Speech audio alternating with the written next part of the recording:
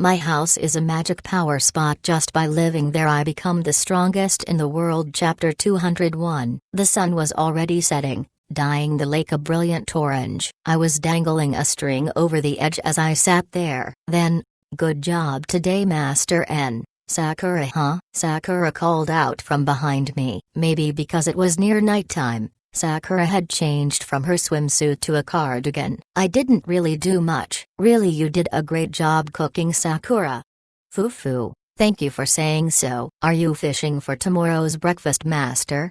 "No, I'm simply enjoying myself." That was the intent from start to finish. I'd finished testing how my newly made rod and line worked. All that was left was to let the line out. It wasn't as though I had anything planned, so once I found something else I wanted to do, I would. That was what I thought as I fished. That's why I'm not particularly aiming for fish in particular. I'm just fishing and enjoying the experience. Letting my line hang in the water while taking in the view feels great. The lake's surface was dyed in orange light as it glittered and moved calmly. It was an incredibly calming view. Truly, the sunset is beautiful.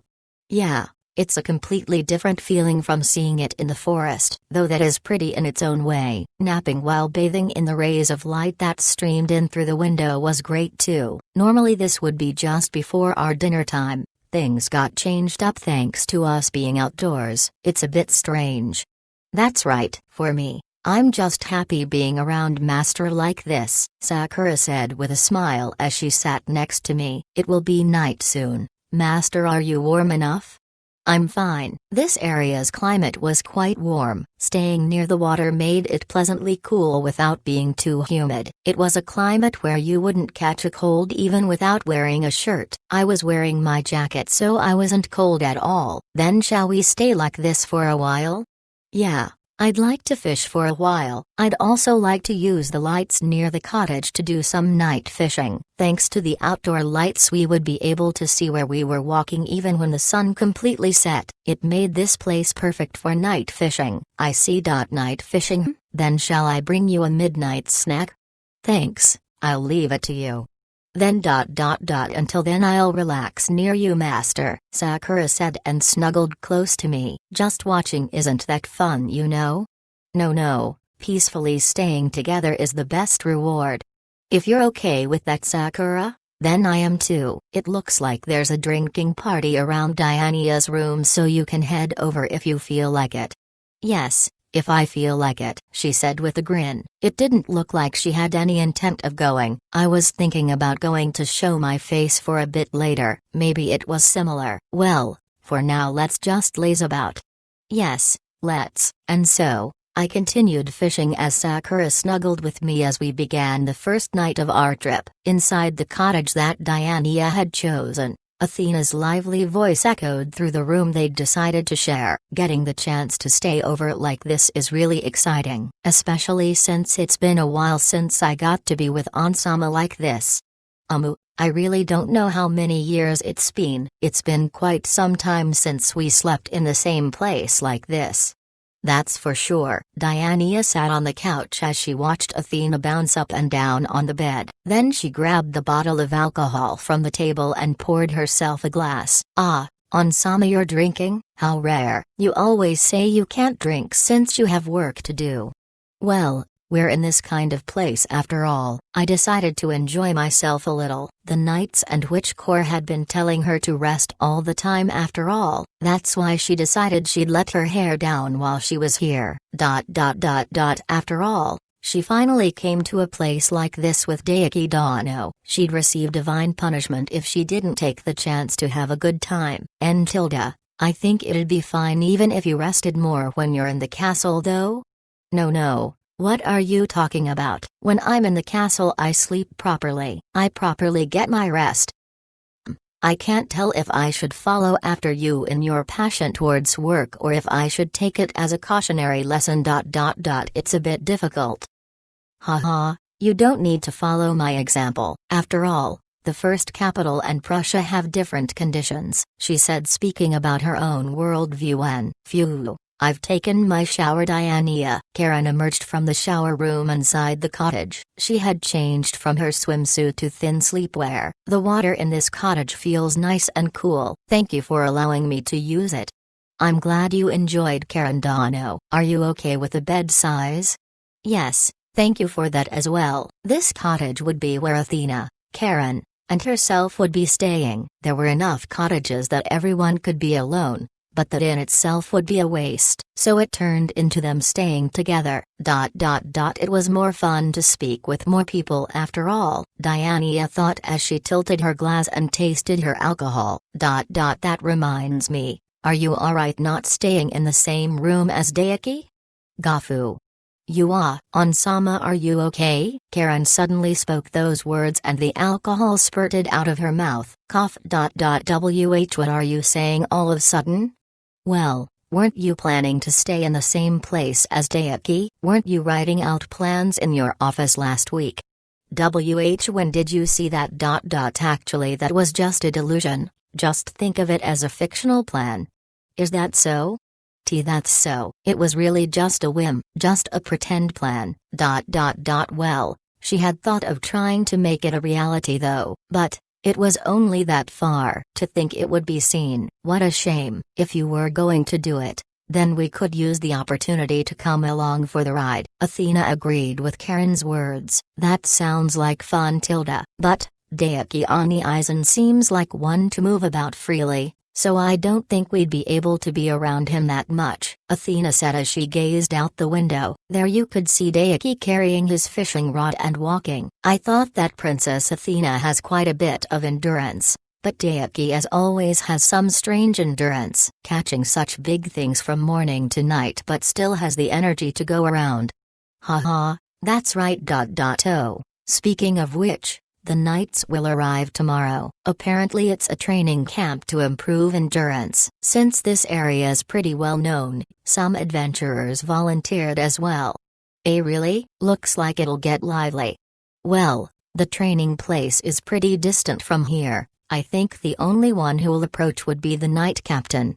I suppose so, but it's certain that the number of people will increase. That aside, let's have fun tomorrow too, Onsama. Karen, Athena cheered with a bright smile. Yes, however today hasn't ended yet. Let's enjoy ourselves to the very end, Princess Athena. Diania. Yeah, we'll keep going till it's time to sleep. And so the three of them continued to enjoy themselves into the evening. It's warm tonight, so wearing light clothes like this is paradise. It's the perfect temperature, right, Anusama? I'm hot though. Hesty had been drawn into Anne's cottage. She was now being hugged deep in Anne's hot chest. It ended up like this, in the end, huh? Isn't it fine, Tilda? We can enjoy talking late into the night, Tilda. My head is too heavy to have fun. Plus the chair Anne was sitting on was strangely unstable. It was quite unpleasant. Hesty's face soured further when, Meh, calm down, Hesty and Anne. Here, I brought you some water. Manuel arrived with cups full of water. Manuel and Anne had decided to share this room beforehand and she had showed care in various ways. You saved me, Manuel. Also. Thank you for taking care of that sleepyhead over there, Hesty said to Manuel as she looked at the sofa off to the side. I'm not even close to being full, Tilda. Manya. There was a mostly naked Ranmiros lying on it. As she slept, she had twisted and turned, removing most of her sleepwear. I didn't think she would fall asleep on the beach after dinner, sleeping from sunset till sunrise. Well, Ramiros's body is very large after all. She uses a lot of energy. To some degree it's unavoidable. Though I do think she's oversleeping. Well, since our goal here is to relax and survey a bit, I'll let her be. She was a pain when it was time to set off, but for now her behavior wasn't much of an issue. It'd be great if she stayed quiet like this, Hesty thought when, speaking of survey and Usama, I used some time in the evening to take a look at the dungeon and the lake.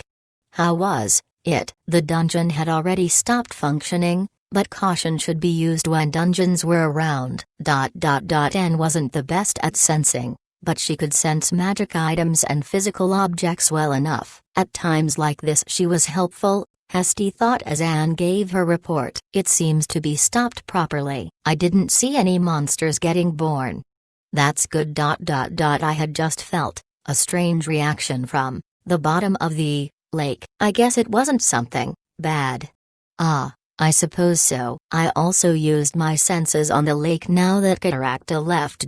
I felt a little strange power as well, Mannerl said as she gazed out the window. Apparently they had both felt something similar. However, even if it was a wild animal or monster, it was afraid of Daiki sense power and was hiding. Right. Since Cataracta disappeared, there might be some creatures that would go on the rampage. But they're behaving themselves now, compared to when they had arrived. Daiki's influence was clearly felt in making this area safer. It was something Hesty could feel even with her skin. We can look at the dungeon more tomorrow, but it should be fine. It doesn't feel as threatening as Cataracta. That's right. Our objective this time is a vacation. Let's act with that as the core. And having fun is important.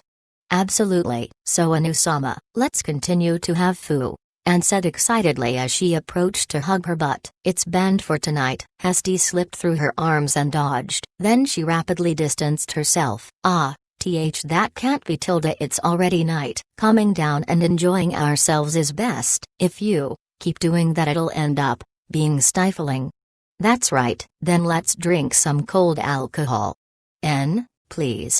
I want to see the drunk Anu-sama, so I'll hold back. And so the Dragon Kings spent a peaceful evening. My house is a magic power spot. Just by living there I become the strongest in the world. Chapter 202. With the light of the rising sun I woke up on my bed in the cottage. Good morning, master. Did you sleep well? Yup. Full of energy. Last night I'd gone to sleep fairly late since I had gone night fishing, but I had slept very well. Thanks to that I was fully recovered. With the comfy warming rays of the sun hitting me, I could feel that today I'd be able to move around well. As I thought that, I started to rise when I realized that there was an alabaster white body lying next to my pillow. Good morning.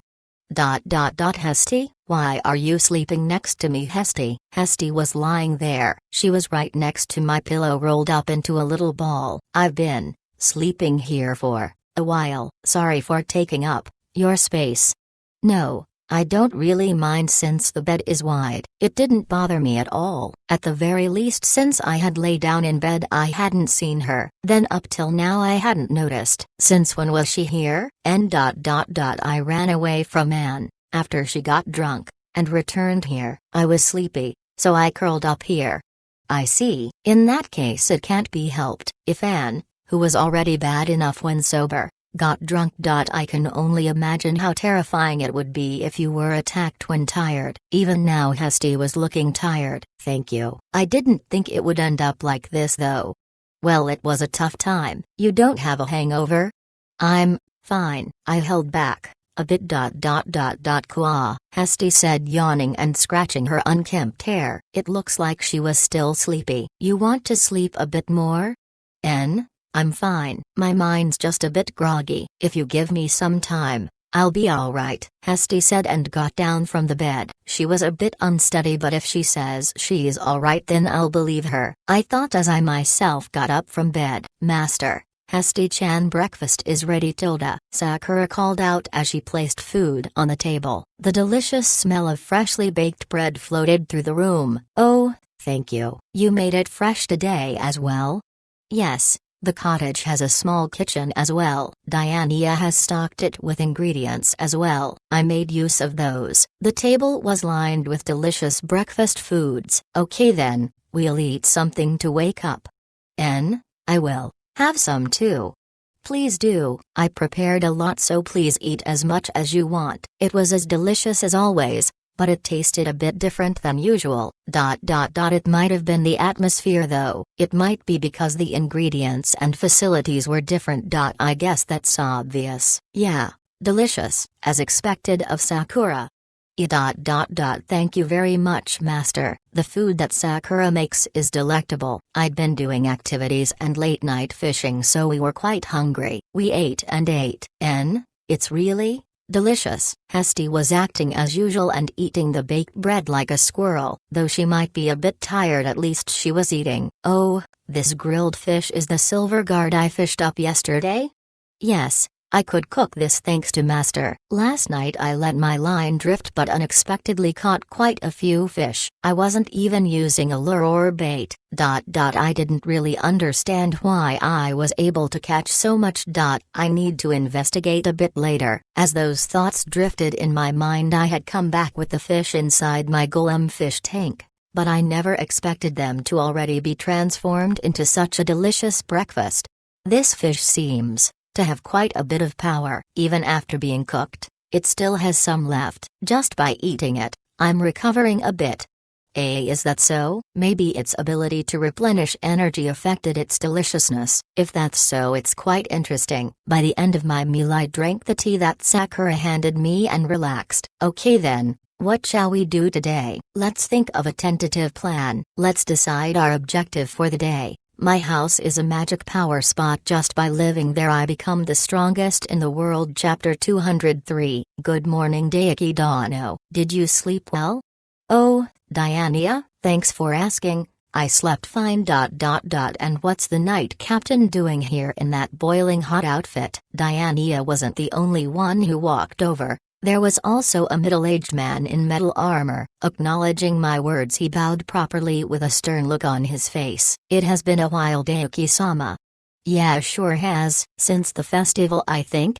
Yes, thank you for your care at that time. Thanks to that juice we were able to strengthen our bodies. I'm glad. But what's up? Why are you here in that outfit? He was wearing thick metal armor from head to toe. It obviously wasn't suited to the beach, as I saw beams of sunlight reflecting off of it. Are you Diania's bodyguard or something? Ah, no. I thought I would greet Diania-sama and Daiki-sama properly today. Because of that I ended up coming in this outfit. Greet? Yes. From today onward we, the Prussian Knights, will be holding our training camp nearby. This kind of place is useful for training as well, the Knight Captain said as he moved his feet on the sandy beach. Certainly if you were to run on the beach with such poor footing you would use up a lot of endurance. Fumu, by nearby do you mean in those cottages over there? No. We have our own special area for training. There is a small island across the lake that we use. Knight Captain pointed as he spoke. However, I wasn't able to see anything but the lake's surface. I don't think he was lying. It was probably there. But seriously, how big was this lake? It was so big I couldn't see the opposite bank. I was quite surprised. Most of the knights are there already and we won't be too noisy. In fact, if you need anything, please contact us at any time. Okay, got it. Just. Aren't you hot dressed like that? I understood they were trying to train their stamina. The Knight Captain's armor was being baked by the sun's rays as I could see a heat haze around him. It was hot enough that any sweat that fell on it sizzled and evaporated. You won't be baked alive, right? Haha, I'm used to this degree. I have defense magic on the inside as well. It may be fairly hot, but this is another type of training. Plus. This kind of heat can't compare to a good talk with you, Daiki Dano. Okay. The Knight Captain smiled while wiping away his sweat. Somehow. Being compared to baking alive in the hot sun. I'm a little troubled by his reaction. Well then I'll be going. Please enjoy your vacation, everyone. See you later, Knight Captain. Farewell, he said and departed. Fully armored and moving surprisingly fast across the sand, he disappeared from sight. Sorry for making you have such a sweltering encounter so early in the morning, Daiki Dano. But the Knight Captain said he wanted to give his greetings no matter what. No, I don't especially mind. He told me I can call whenever I need them after all. More than that, I was more bothered by the lake. The knights should have quite a few people, so the island shouldn't be too small. There were a lot of places I didn't know about on this lake. As I thought about that, I got excited. Learning new things like that is pretty fun. Diania, Could you guide me around the lake and its facilities when you have time? Why yes, of course, I'd love to. Okay, thank you. I've gotten more interested in the surrounding area and its facilities, so let's look around. It looks like our second day here would be quite fun as well. My house is a magic power spot. Just by living there I become the strongest in the world. Chapter 204. We decided to explore the area around the lake in the afternoon. Diania had some things prepared, so I planned to walk around to work up my appetite for lunch. Okay then. I guess for now I should just do some remodeling. It wasn't only the fishing rod I'd used yesterday that could do with some doing. After arriving I could see that there were some lacking areas in my golem furniture as well. For example, the golem bed was cool and comfortable. However, it was unable to deal with the heat from the sandy beach, making it slowly heat up to where it was stuffy and stifling. For that reason, first off I'll make a tree sheet to block the heat from the sand, and I modified the covering on the golem again.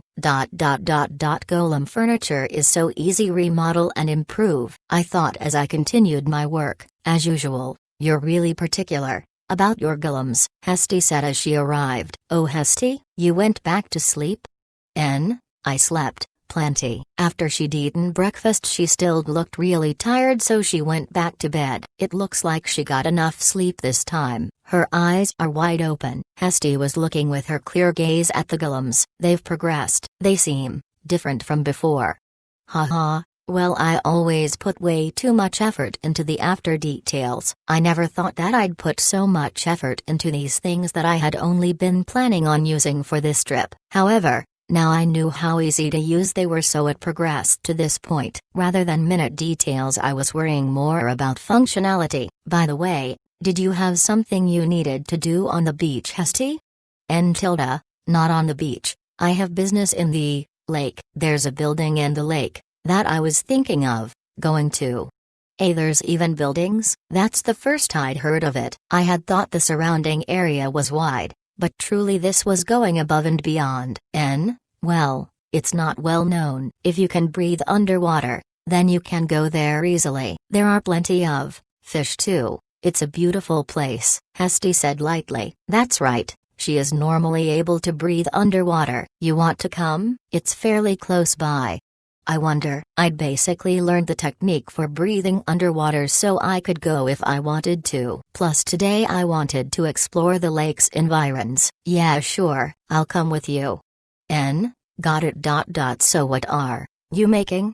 I'm making an emergency air supply golem. As I had been talking to Hesty I was creating a heavy tree golem filled with air. Since I knew the technique to breathe underwater, I don't think it's necessary, but well, we're still underwater after all. Just in case I wanted to bring an oxygen tank. Plus when we had gone swimming near the house I realized something. Swimming using the underwater breathing technique is easy. But trying to rise to the surface is a pain. That's why I was making this air golem. Having air underwater has various uses. If I changed how heavy the wood used for it was, I could float right to the surface. As I thought, I continued to compress air inside the golem like it was a pressurized tank. Before long I had around 10. Somehow.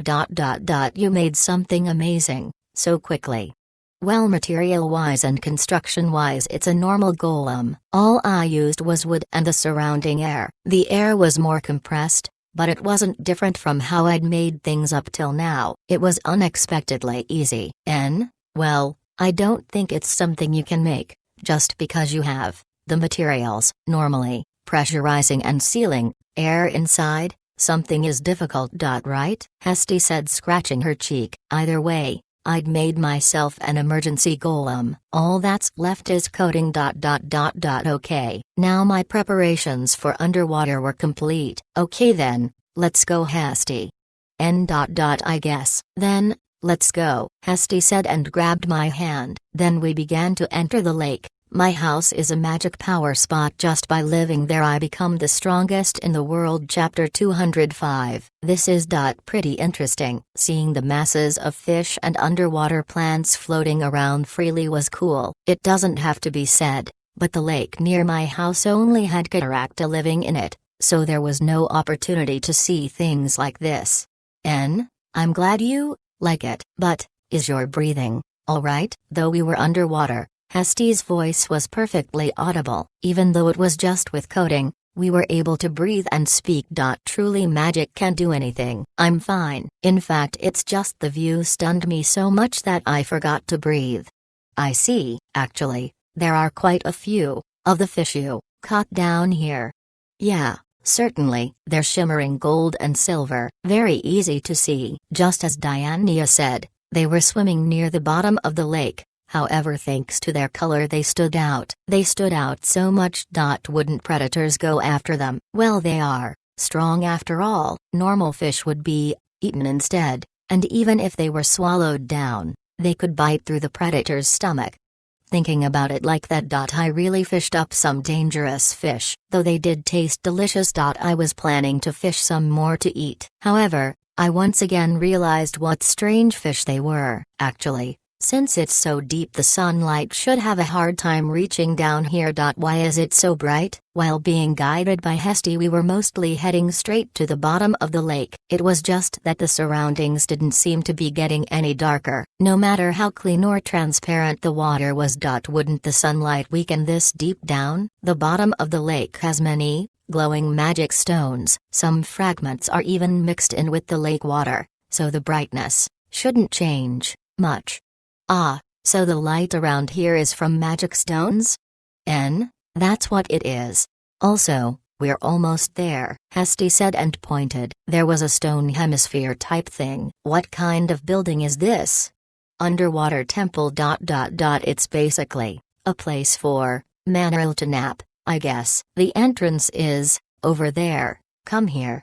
Ooh. Hesty guided me to the side of the hemisphere building, and there was a golden door. We opened it and looked inside to see a normal-looking room. What's more, there wasn't any water inside of it. The door was open, yet the water didn't flow in. This place has air? Yes, it has waterproof and air production functions. Come inside. I followed her inside. However, the golems couldn't come in, so they were on standby outside. The inside certainly had air, so I could breathe normally. However, what surprised me more was, the ceiling is transparent here. It was like we were in a glass aquarium. We could look all around the lake from here. What kind of building is this? This is a dome, made from air. The outside looks like stone, but it's just camouflage. It's made with magic. The air is purified underground, so it is a stable supply. You know a lot. Manaril, Ramiros, and I made it together. The original objective was keeping watch over Cataracta. That's why we made it see-through. Now it's become an unnecessary facility thanks to you. Is that so? Then why are we here? We left something here. It was left here to deal with Cataracta. Leaving it here isn't good, so I've come to get it, Hesty said as she grabbed a bag from within the room. She truly was a diligent girl. But this was the first I'd heard of them making buildings. Even though it's an observation facility, it's really amazing. It took us a few years to perfect. But you'd probably be able to do it in a few hours. It's not that amazing. Well, I'd like you to teach me how to make this kind of thing later. I think it's good. I simply lay down on the floor and relaxed while staring at the ceiling. I observed the elegantly swimming fish in the waters above. Just looking is enjoyable. For it to make you happy like this, I'm glad, Hesty said while smiling and sat next to me. Plus this is the first time someone else has come here, so it's kind of fun for me as well. I see. Then let's enjoy our time here.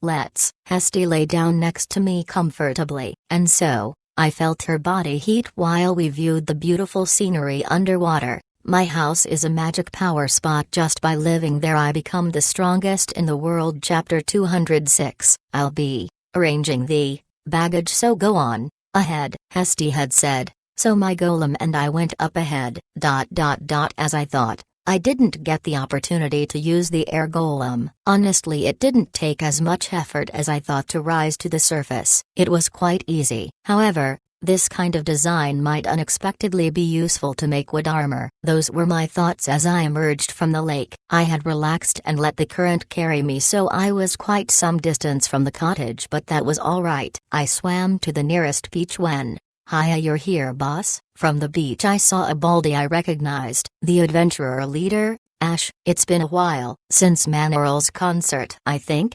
"Hi-Ahu sounds about right. To meet in such a place, it was the right decision to follow the Knights on their training." "Oh, you came with the Knights?"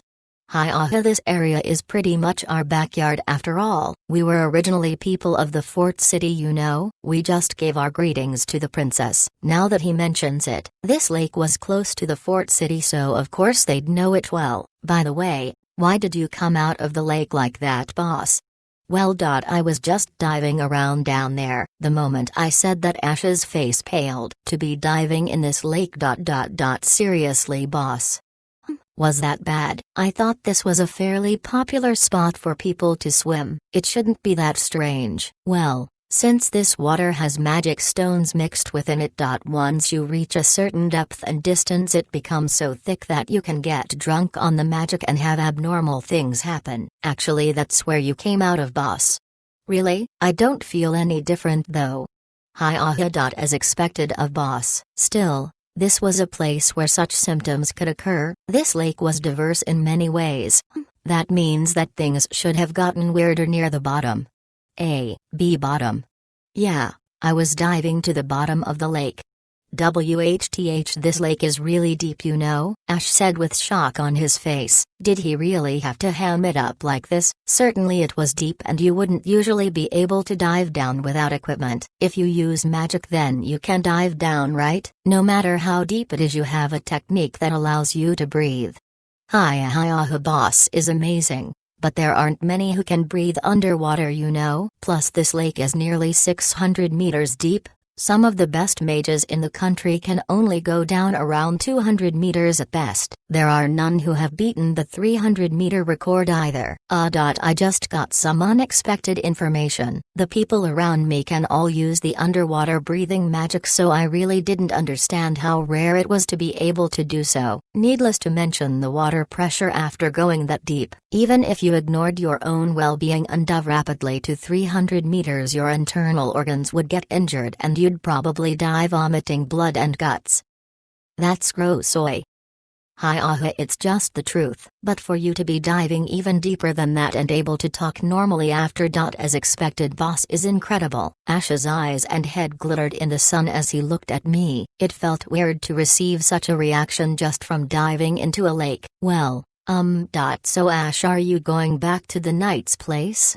"No. We'll be heading back to another place. Oh, that's right. I've got some friends coming, so could I introduce you? They'll be returning from the Fort City with alcohol, so I'd be glad if you'd join us." "Local alcohol?" That by itself caught my interest. "I see. Then I won't hold back and indulge a bit." "Hi-Ahu, okay then, let's go." And so, I started walking along the beach with the adventurer Ash. "My house is a magic power spot. Just by living there I become the strongest in the world." Chapter 207. "Oh, welcome back, leader. I thought I felt a gigantic magic power approaching. As I thought. You were with Boss Daiki." There I saw the Shining Head group sitting in a circle outside of a huge tent. "Yo, it's been a while, guys. Actually, I should still have my coating on. You can still tell?" "Hi-Ahu, boss's coating is super strong after all. People that are used to combat like us can still tell," Ash said, walking closer to the tent. "Are you guys staying here?" I asked, and the Shining Heads nodded. "Yeah, we brought plenty of food and drink from the Fort City and set up camp here." Princess said we could use the beach, but this kind of area is much more our style.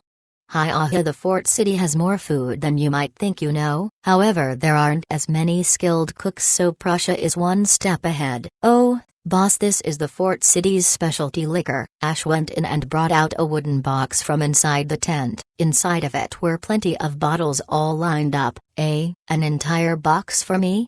"I don't mind at all. We still have quite a lot of alcohol," Ash said, and pulled back the tent flap to show the mountain of wooden boxes inside. truly a lot of alcohol. In that case I'll take it with gratitude, but taking without giving anything back. But I didn't have anything to give in return. I was struggling to think of something when, hi boss, I'm feeling a bit different magic power from that golem. Could it be some kind of special equipment? Ash said while looking at the golem behind me. I don't get it. A different type of magic power? I said, confused as I looked at the golem myself. Could this be why? I inspected further and saw a 70 centimeters fish attached to the back of the golem. It was a silver-colored metallic fish. A silver guard. It seemed to be stuck to the golem. That's right. Diania did tell me they lived around there. It probably attacked the golem when we went down there. The golem was set to independent movement, so I didn't realize it. I pulled the fish off of the golem and showed it to Ash. Is this the different magic power you are talking about? Asu? Oh boss, is that a silver guard? Oh, so you know it? Of course, it's a really high-class fish after all. It barely ever shows up on the market. Since they know, then this makes things easier. Then I'll give you this delicious fish in return for the alcohol. It was quite large, so everyone should be able to get a piece. But for a fish this large you might be able to get 100,000 gold. Plus it's not an easily caught fish. Oh really? But I just ate some yesterday, so I don't mind. Why yesterday too? As always, boss doesn't do things by halves. Then we'll accept it gratefully, Ash said and went to grab the fish. I remembered my experiences yesterday. Oh, by the way, the outsides are hard like metal, but you can cook them normally. The moment I said that, Ash froze. I do have the strength to cut through metal, but not delicately enough to cook. Can any of you guys? The rest of the shining heads shook their heads. It looks like they didn't have anyone amongst them that could cook this fish. How did you prepare this fish, boss? We did a normal fish fillet. Why, you did that with a metal-like fish? Yeah, well, since I'm here I'll help you out. I myself knew the strength of the fish's scales. Asu, sorry to trouble you. Don't worry about it. You gave me something nice, so I'm repaying you. And so I helped out the shining heads and got some alcohol. Since there was plenty, I should share it with everyone else. My house is a magic power spot. Just by living there I become the strongest in the world. Chapter 208. I placed the box of alcohol underneath the parasol on the sandy beach. I was about to move them when, Dakiani Aizen, what are you doing, Tilda? Athena trotted over. That apostrophe s. Alcohol? Did you go into town to shop? No. I received this. There are some acquaintances nearby and they gave me this. Actually, is the town that close to here? Hesty had shown me a map of the area once and the lake looked fairly distant from the fort city. Maybe I was remembering wrong. It's far from here. But I heard you were going to go somewhere with Ansama, so I thought you had teleported there. Oh, I see. She was talking about Diania guiding me around the area. Well, it's true that we'll be going places. But that's in the afternoon. Oh, so that's what it was, Tilda. I wanted to come with if it was in the morning. But it's my training time in the afternoon. Okay, I'll just cheer on Zama on from here. I don't know why she has to cheer her on for walking around. But since she was smiling happily, it was fine. Actually, what bothered me more was, you're doing your training time here? I'd heard that Athena and Karen were doing magic practice. But they're even doing it here? We fell behind thanks to the break yesterday. Since we came to the resort I thought we wouldn't have to. But now that Karen is here with Dakiani Aizen, she seems way more enthusiastic. Athena said with a giggle. She's getting fired up because she's in front of me? I think she wants to show off her power in front of you. You know that Karen uses showing her power as a greeting, right? I don't really get Dragon King greetings. Actually. What kind of training is it to show off her power? I asked. Athena hesitated for a bit and looked out to the beach and lake. Then she slowly started to speak. Normally we jump into a dungeon. But here we'll probably run on the beach, swim through the water, and repel some light attacks from Karen. I think that's quite sports-like. But since it's magic practice, we'll most likely apply different magics to accomplish these things, like train how to use magic with the beach for defense or control sand. Stuff like that, Athena said while putting her hands in the sand. Then she quietly chanted a spell. The sleeping power of nature within my hands harden, sand shield. The moment she finished her spell, the sand in her hands transformed into a small circular shield. See? Like this, using something from nature to be a shield and deflecting or dodging Karen's attacks. But with my training I'm only able to do this much. Oh, that's pretty amazing. A shield of sand? I've used wood, ground, and water, but to use sand which was so scattered, I'd like to try this out. I thrust my hand into the sand. Create the sand shield in my mind shield. For now I decided to create a shield that I had imagined in my mind. Then, Zulu, with fierce momentum the sandy beach before my eyes began to rise up. Then what appeared was a great shield large enough to hide my body. I see, just learning by watching made it larger than I expected.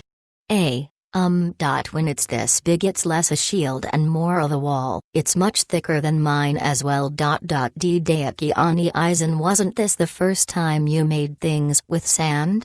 Well, yeah, I had made a mistake trying to imitate her and made it way too big. After I admitted it, Athena's mouth dropped open. Wow, for you to make such detail on the shield. Deaki Ani Aizen is really skilled.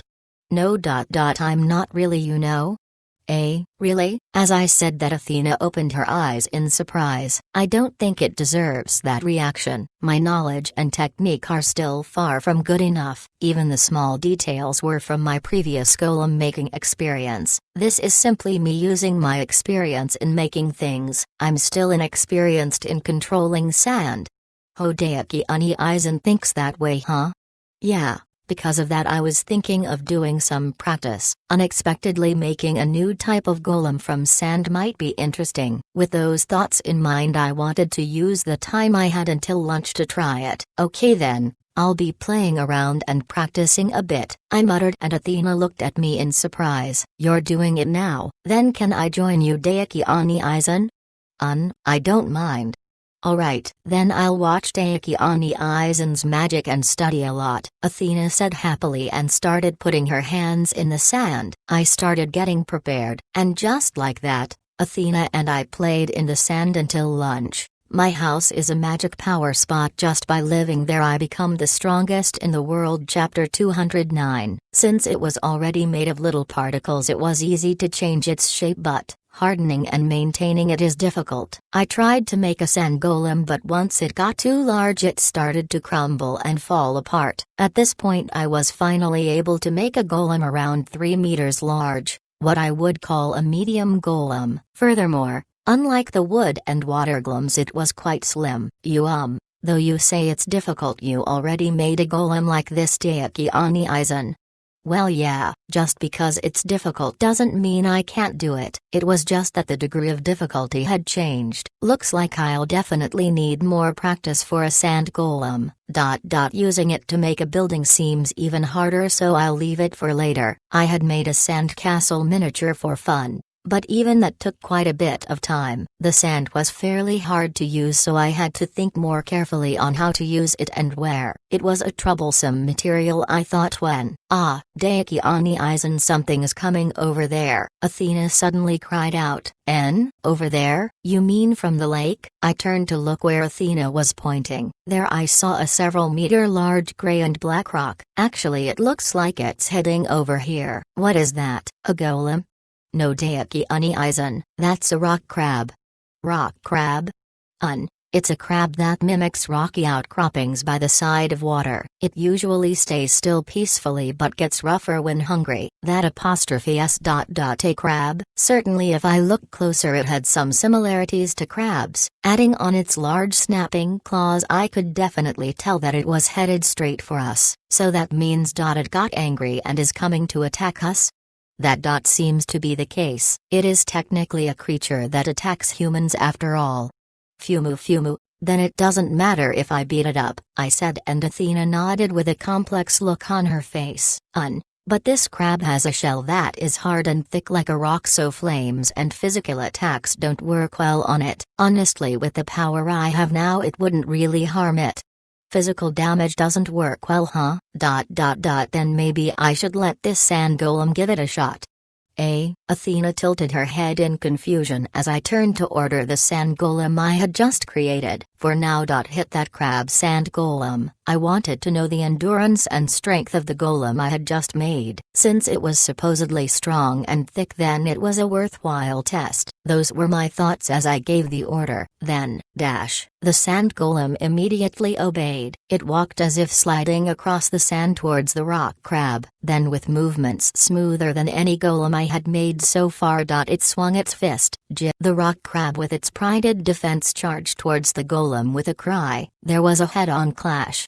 Gasa! The sand golem's fist caved in the rock crab's body. In the middle of the rock crab's shell was a huge dent. Following that, the rock crab collapsed to the ground and died. Deaki Aizen's magic hardening seems to be better. I guess so. This also might be part of the sand's special characteristic. Looking at the aftermath, you could see that the surrounding area was shaved away. The sand was rough and particulate, so when swung as a fish with high velocity, it produced a scraping and shaving effect. So it shaves it down as it strikes. If I don't reduce its grinding power, it could be dangerous. If I left it as is, the entire body would just be a grinder. In fact, the blow it gave was overdoing it. I finally got to see a crab like this. I was hoping I could use it a little longer. But in the end you got some good prey on Ei-san. The rock crab is supposed to be delicious. Oh really? Since it's so big, we can have plenty then. Just like Athena said, I had gotten myself a ton of delicious crab meat safely. Perfect. It was close to lunchtime, so I was looking forward to tasting it. Hesty, how was the thing in the nap area? There's no issue with it. We can still use it, Hesty said as she shook the water off of her body vigorously. Then she held out the bag in her left hand to Manuel. Here it is. For now. I retrieved it. Manuel peeked into the bag and nodded. Thank you. We prepared these to deal with Cataracta, so leaving them in the lake would be a waste. Yes. There was one thing that bothered me. The underwater creatures' dispositions are getting wilder. Wilder how? When swimming in the deep areas, they attacked me, especially in areas with high magic stone concentrations, Hesty said and held up her right hand. There was a huge sharp-toothed fish latched onto her arm. Oh, this thing attacked?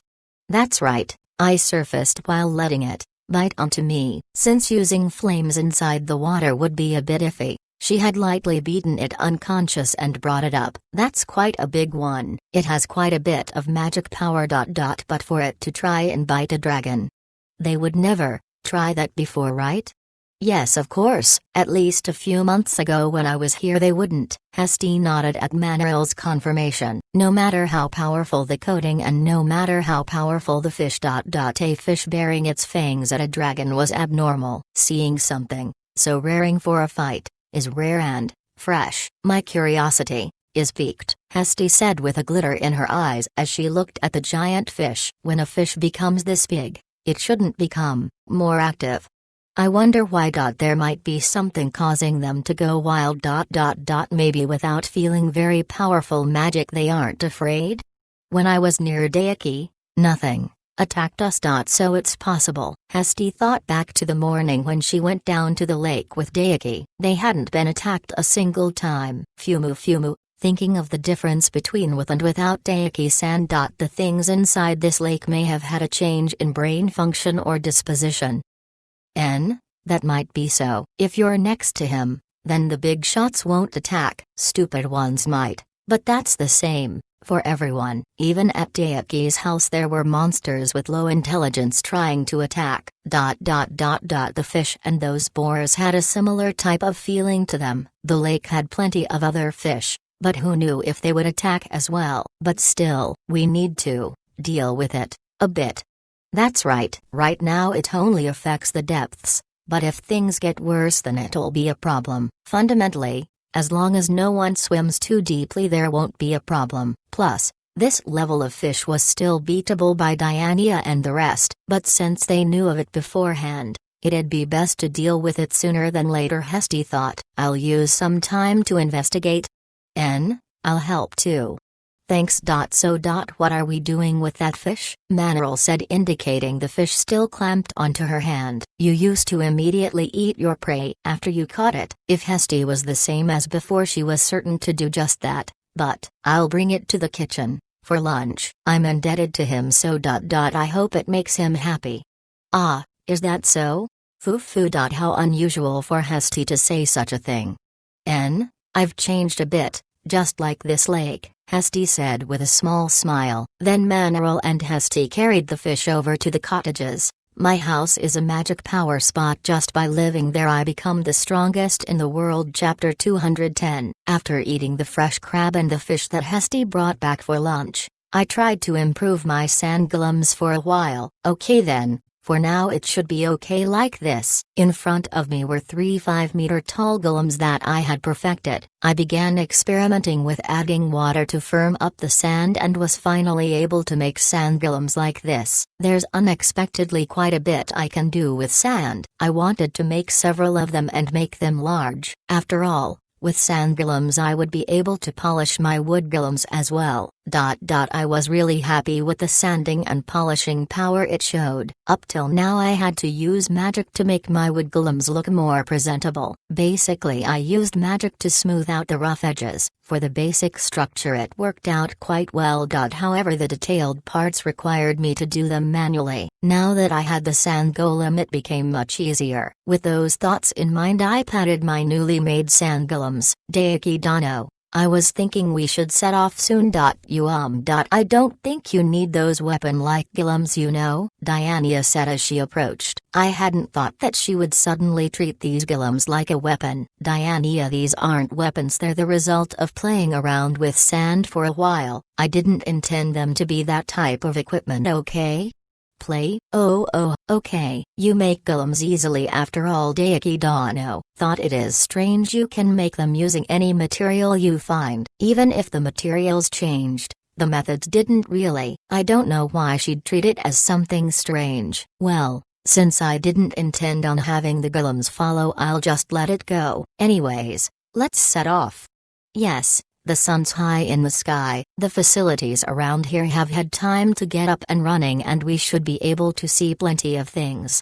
Thanks for the consideration. I already had my walking shoes on and my straw hat. I was ready to go anytime. Are you going just like that, Diania? I asked and she nodded before raising her hands. Yep. As you can see I've got my clothes all set and my sun protection as well. I gazed at her and saw she was wearing her orange swimsuit under a light shirt. I clearly knew that she was wearing the bottom part of her swimsuit under that, but I couldn't help but feel it was a bit erotic looking. Those thoughts ran through my mind as I looked at her when, what's wrong, Daiki Dano? You're staring. Is there something weird about me? Well, I thought you looked kind of sexy. I thought I might hurt her feelings if I poorly tried to fool her, so I ended up saying it straight out. However, Diania's face immediately turned red. This reaction was slightly unexpected. Somehow I expected her to confidently say thank you. Sorry, I should have said it more tactfully. Oh no, it's fine, I'm not offended at all. In fact, you can look even more if you want, Diania said while swinging her head from side to side. She had a strange grin on her face.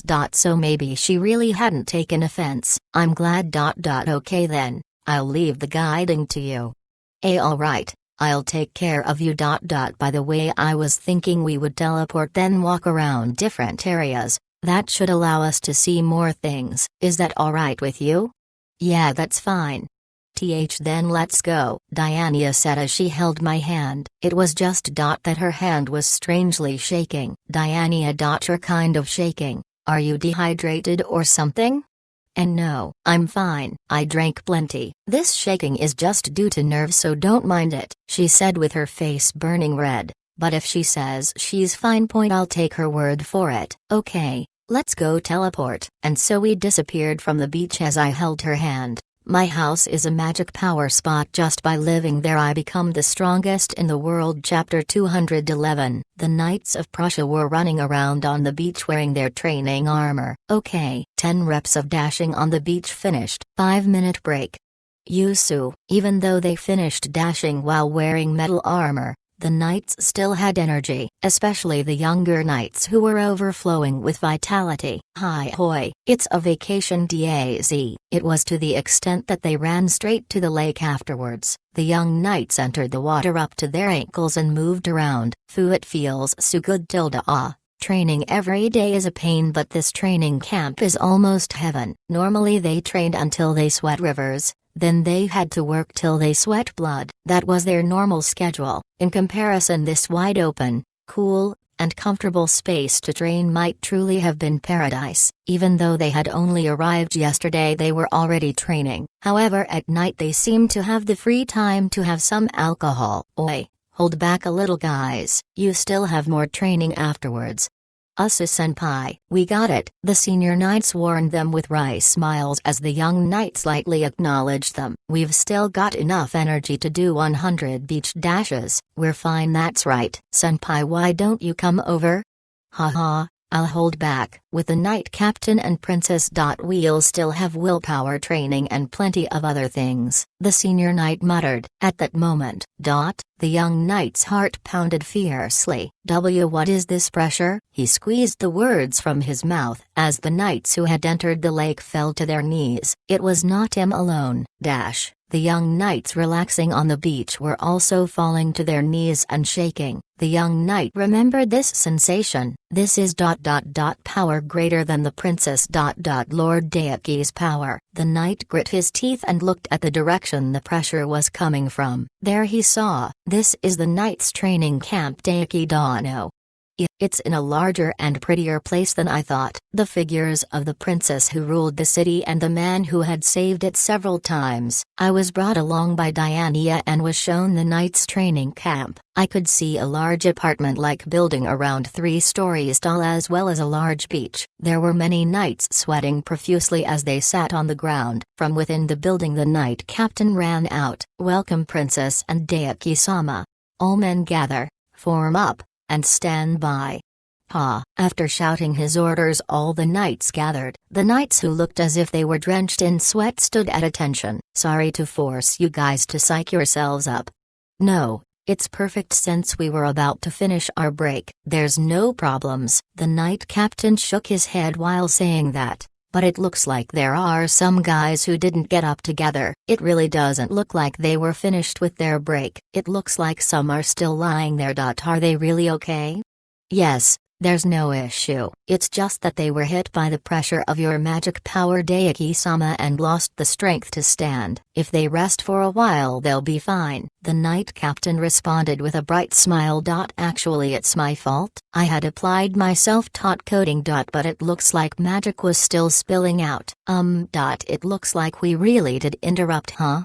No. It's no bother, in fact it's quite helpful. Originally the princess and I would emit our power out to train their willpower. I'm quite grateful that you provided us with a more powerful version of that training, the knight captain reaffirmed, seeming actually grateful. What's more, I thank you as well Daeki Dano. I was going to spend my time after this coming over to help the training.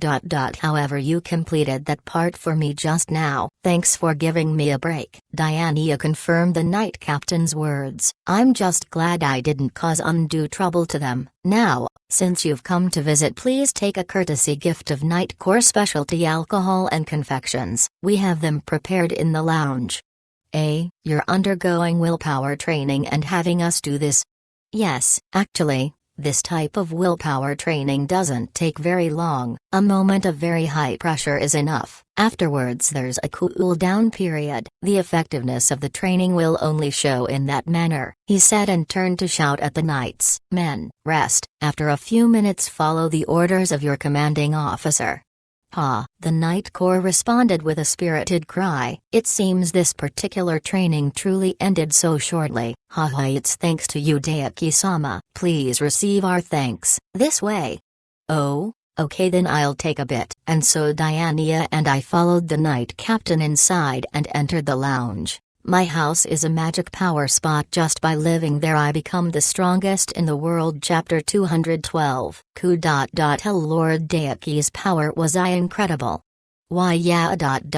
I never thought my legs were so weak to pressure. The young knights spoke amongst each other while the senior knights clapped their hands and called out, "Okay men, cool down time is over." First, those still unable to rise should go to the medical area. Hearing the order, the knights who were still resting started to move. They brought those who were still too unsteady to the medical team. Seeing that the senior knight glanced at the rest, "Now those who fell down before Daiki-sama come with me and dash 100 times on the beach. If you're not even able to stand up in front of him it won't be funny." At those words the younger knights let out sighs. It was true. They would certainly have to meet him again at some point. They couldn't just collapse every time they saw him. You felt that incredible power? That's the kind of power we should aim for. It's a good thing this happened early. Now you understand your own weakness. Now let's continue with the training camp. The senior knight continued to lecture. Listen up men, you can enjoy this camp if you wish.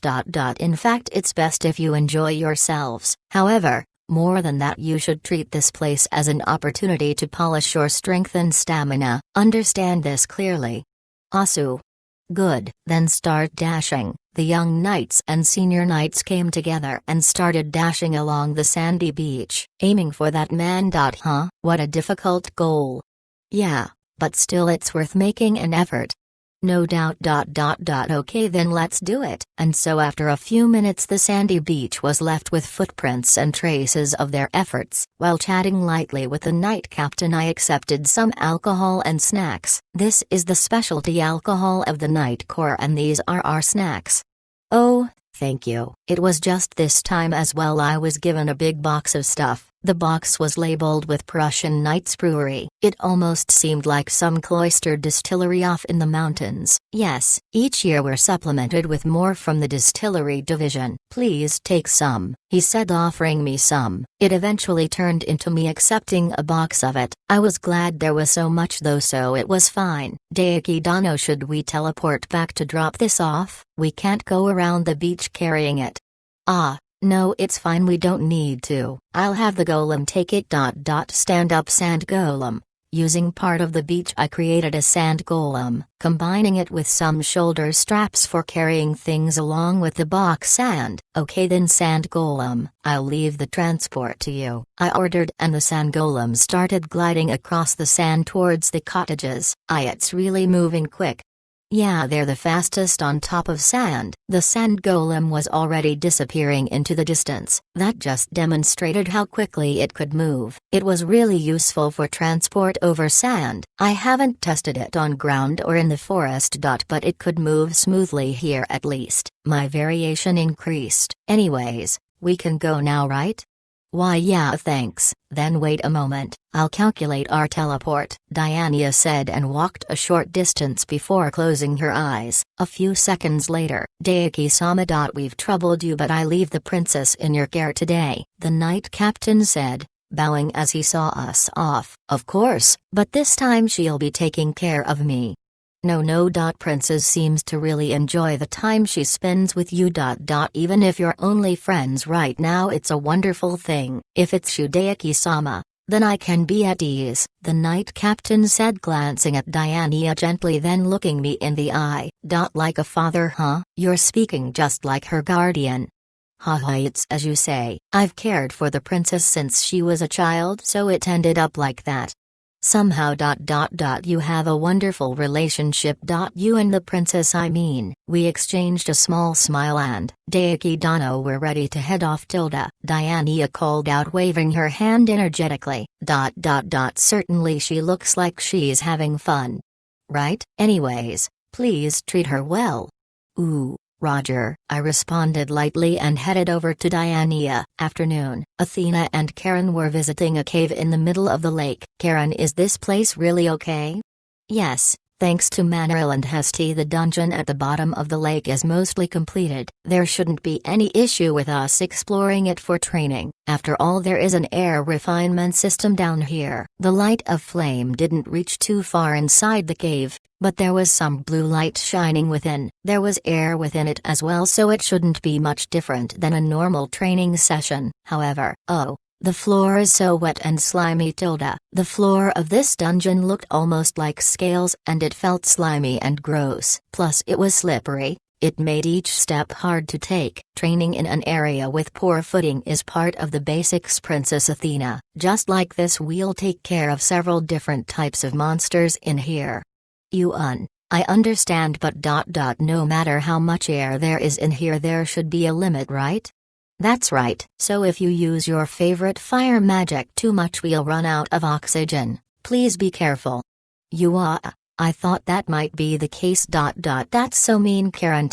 Seeing Athena's teary eyes of protest, Karen shook her head. It's not mean at all. It's simply training to allow you to deal with any situation you might come across. You should understand after watching Daiki, right? Athena remembered what Daiki had done while they played in the morning. He used a technique he already knew and applied it easily to control sand. Certainly Daiki Oni Aizen has incredible power, but technique-wise he only uses the basics. His enormous power may have caught your eyes, but Daiki has another good point. He is able to look at our techniques and imitate them. As he does so, he is able to incorporate them into his own skill set. The basis of this lies in his talent to do so and his enormous power. That is why Daiki is strong, Karen explained before looking off into space. Well, at times he does things that operate with strange ability. But understand that isn't normal. Amazing.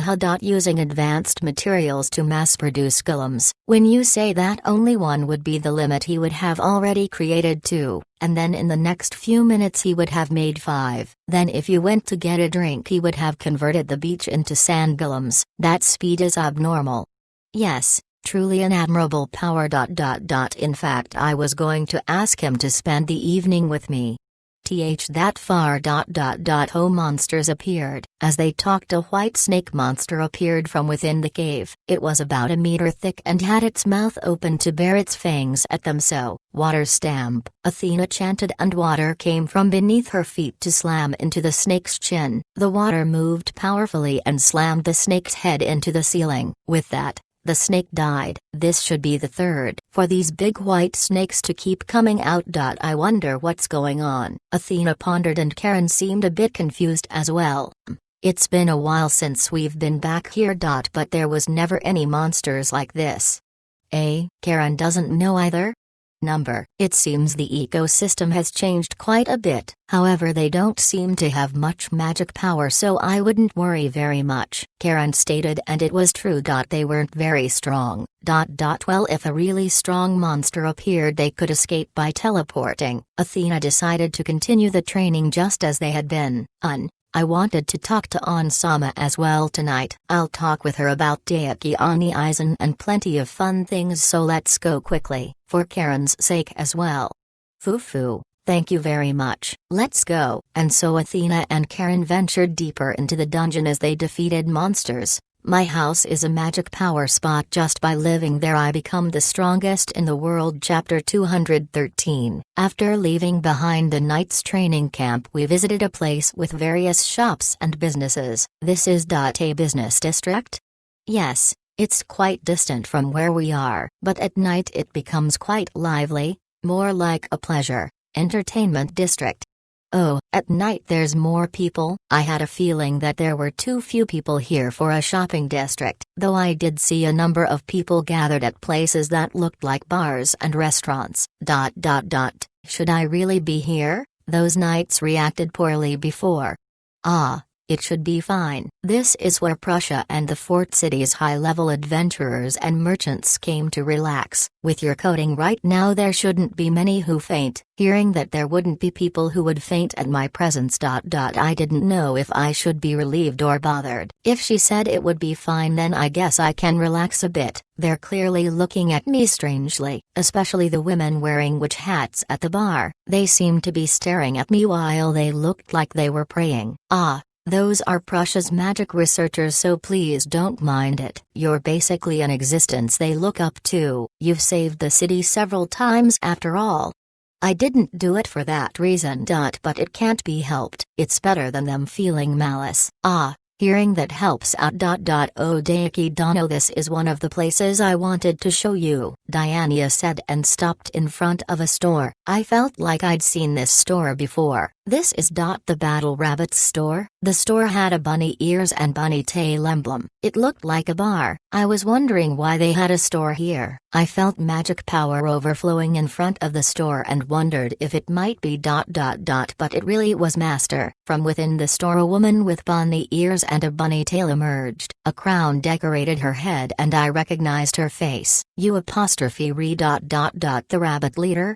Yes, my name is Rebecca. I'm honored you recognize me. Also please come in. The rabbit leader Rebecca bowed quickly. I could see behind her many rabbits I remembered. It appears that these were truly the rabbits I'd met before. This is your second store?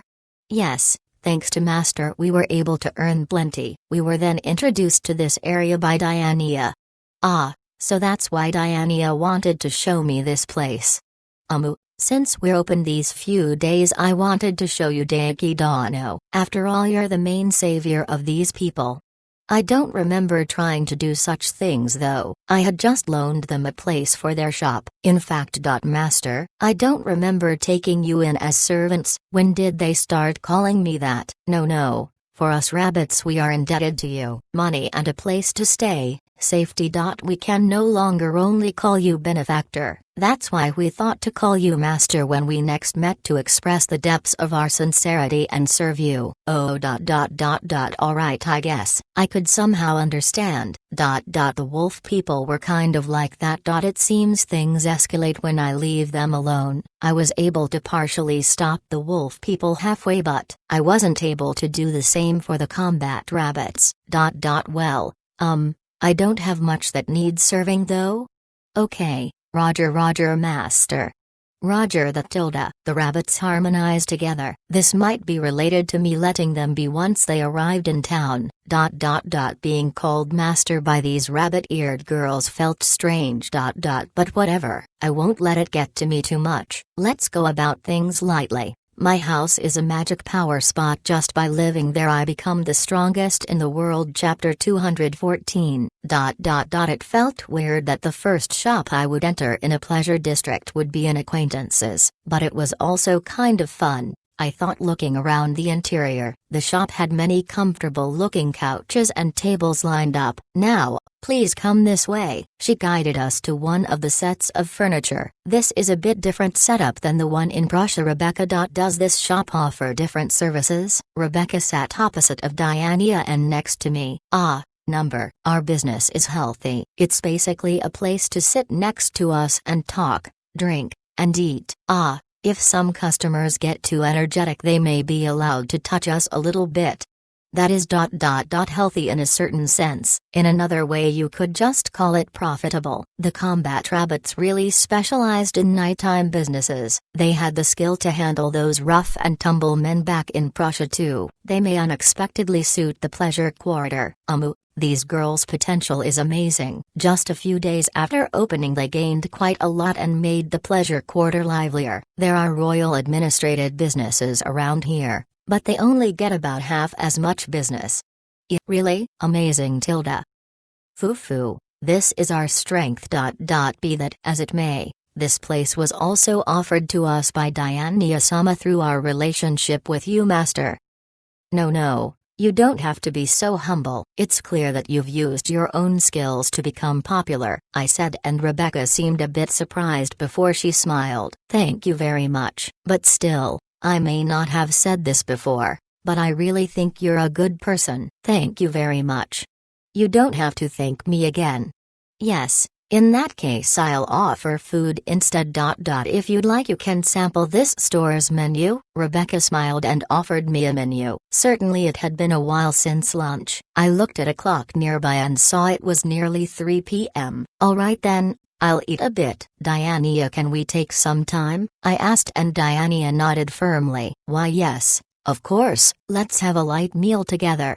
Foo-foo. Good, then please choose at your leisure and pick what you please. I'll prepare the meal myself. And so Diania and I had our fill. Rebecca entered deep into the store and a small-statured rabbit called out to her. You are Rebecca-sama, is that man with the incredible magic power. The one you were talking about? Her gaze was glued to Daiki, who was chatting with Diania. Yes, he is the master who helped us.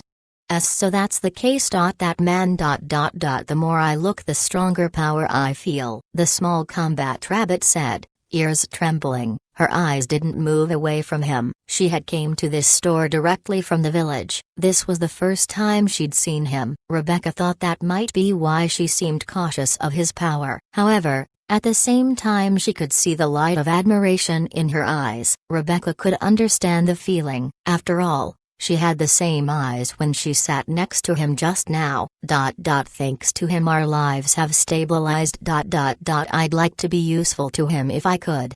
It's good as long as you have that feeling. What we should do is work our best so that we can serve. Okay, Roger.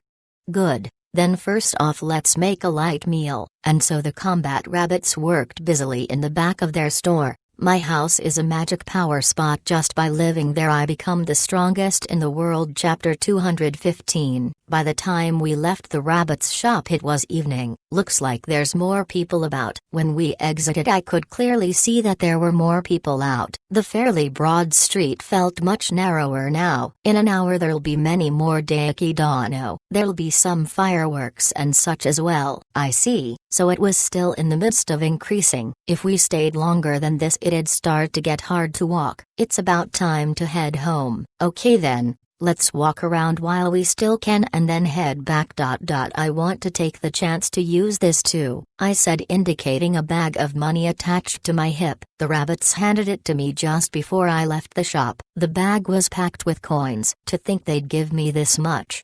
It's amazing. To think they could pack that much into a bag. That's right. At first they weren't just going to give me a single bag, they tried to give me 10 bags. It's only because of Master that we were able to obtain this shop, so this is your just due. Please accept our first profits, they said and tried to stuff them into my hands. But truly it would have been too difficult to carry and inappropriate. As a result I told them to give me a single bag that I could hang on my waist. Though I said a small bag, they had stuffed it so tightly and full that it was nearly bursting. There must have been a fortune inside of it. I couldn't help but buckle under their insistence that I take it. Plus while I was in town, I'd like to get everyone back in the cottages a little souvenir or something practical. Diania, if you see any good shops just tell me. Roger that, Daiki Dono. Then I'll guide you around. There are several stores I'm familiar with. And so Diania and I walked around town. Still, this district is well developed. It's situated between Prussia and Fort City. It's a tourist location. It's a place that people easily gather at.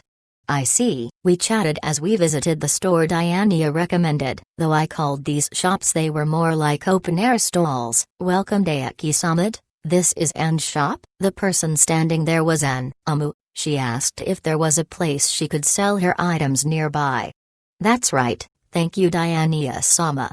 Somehow I've only seen my acquaintances' shops since I came here. It doesn't feel that fresh. Well, it did make things easier when I knew the shop owners. So have you been selling? I could see beautiful bottles of potions, jewels, and jewelry all lined up. It didn't look like they had decreased. But maybe I was wrong. Actually none of them are selling. Since it's a tourist spot the prices are higher and they do want Dragon King goods. But a street-side stall is a bit too suspicious. Well, you'd never think a Dragon King would be selling equipment by the side of the road.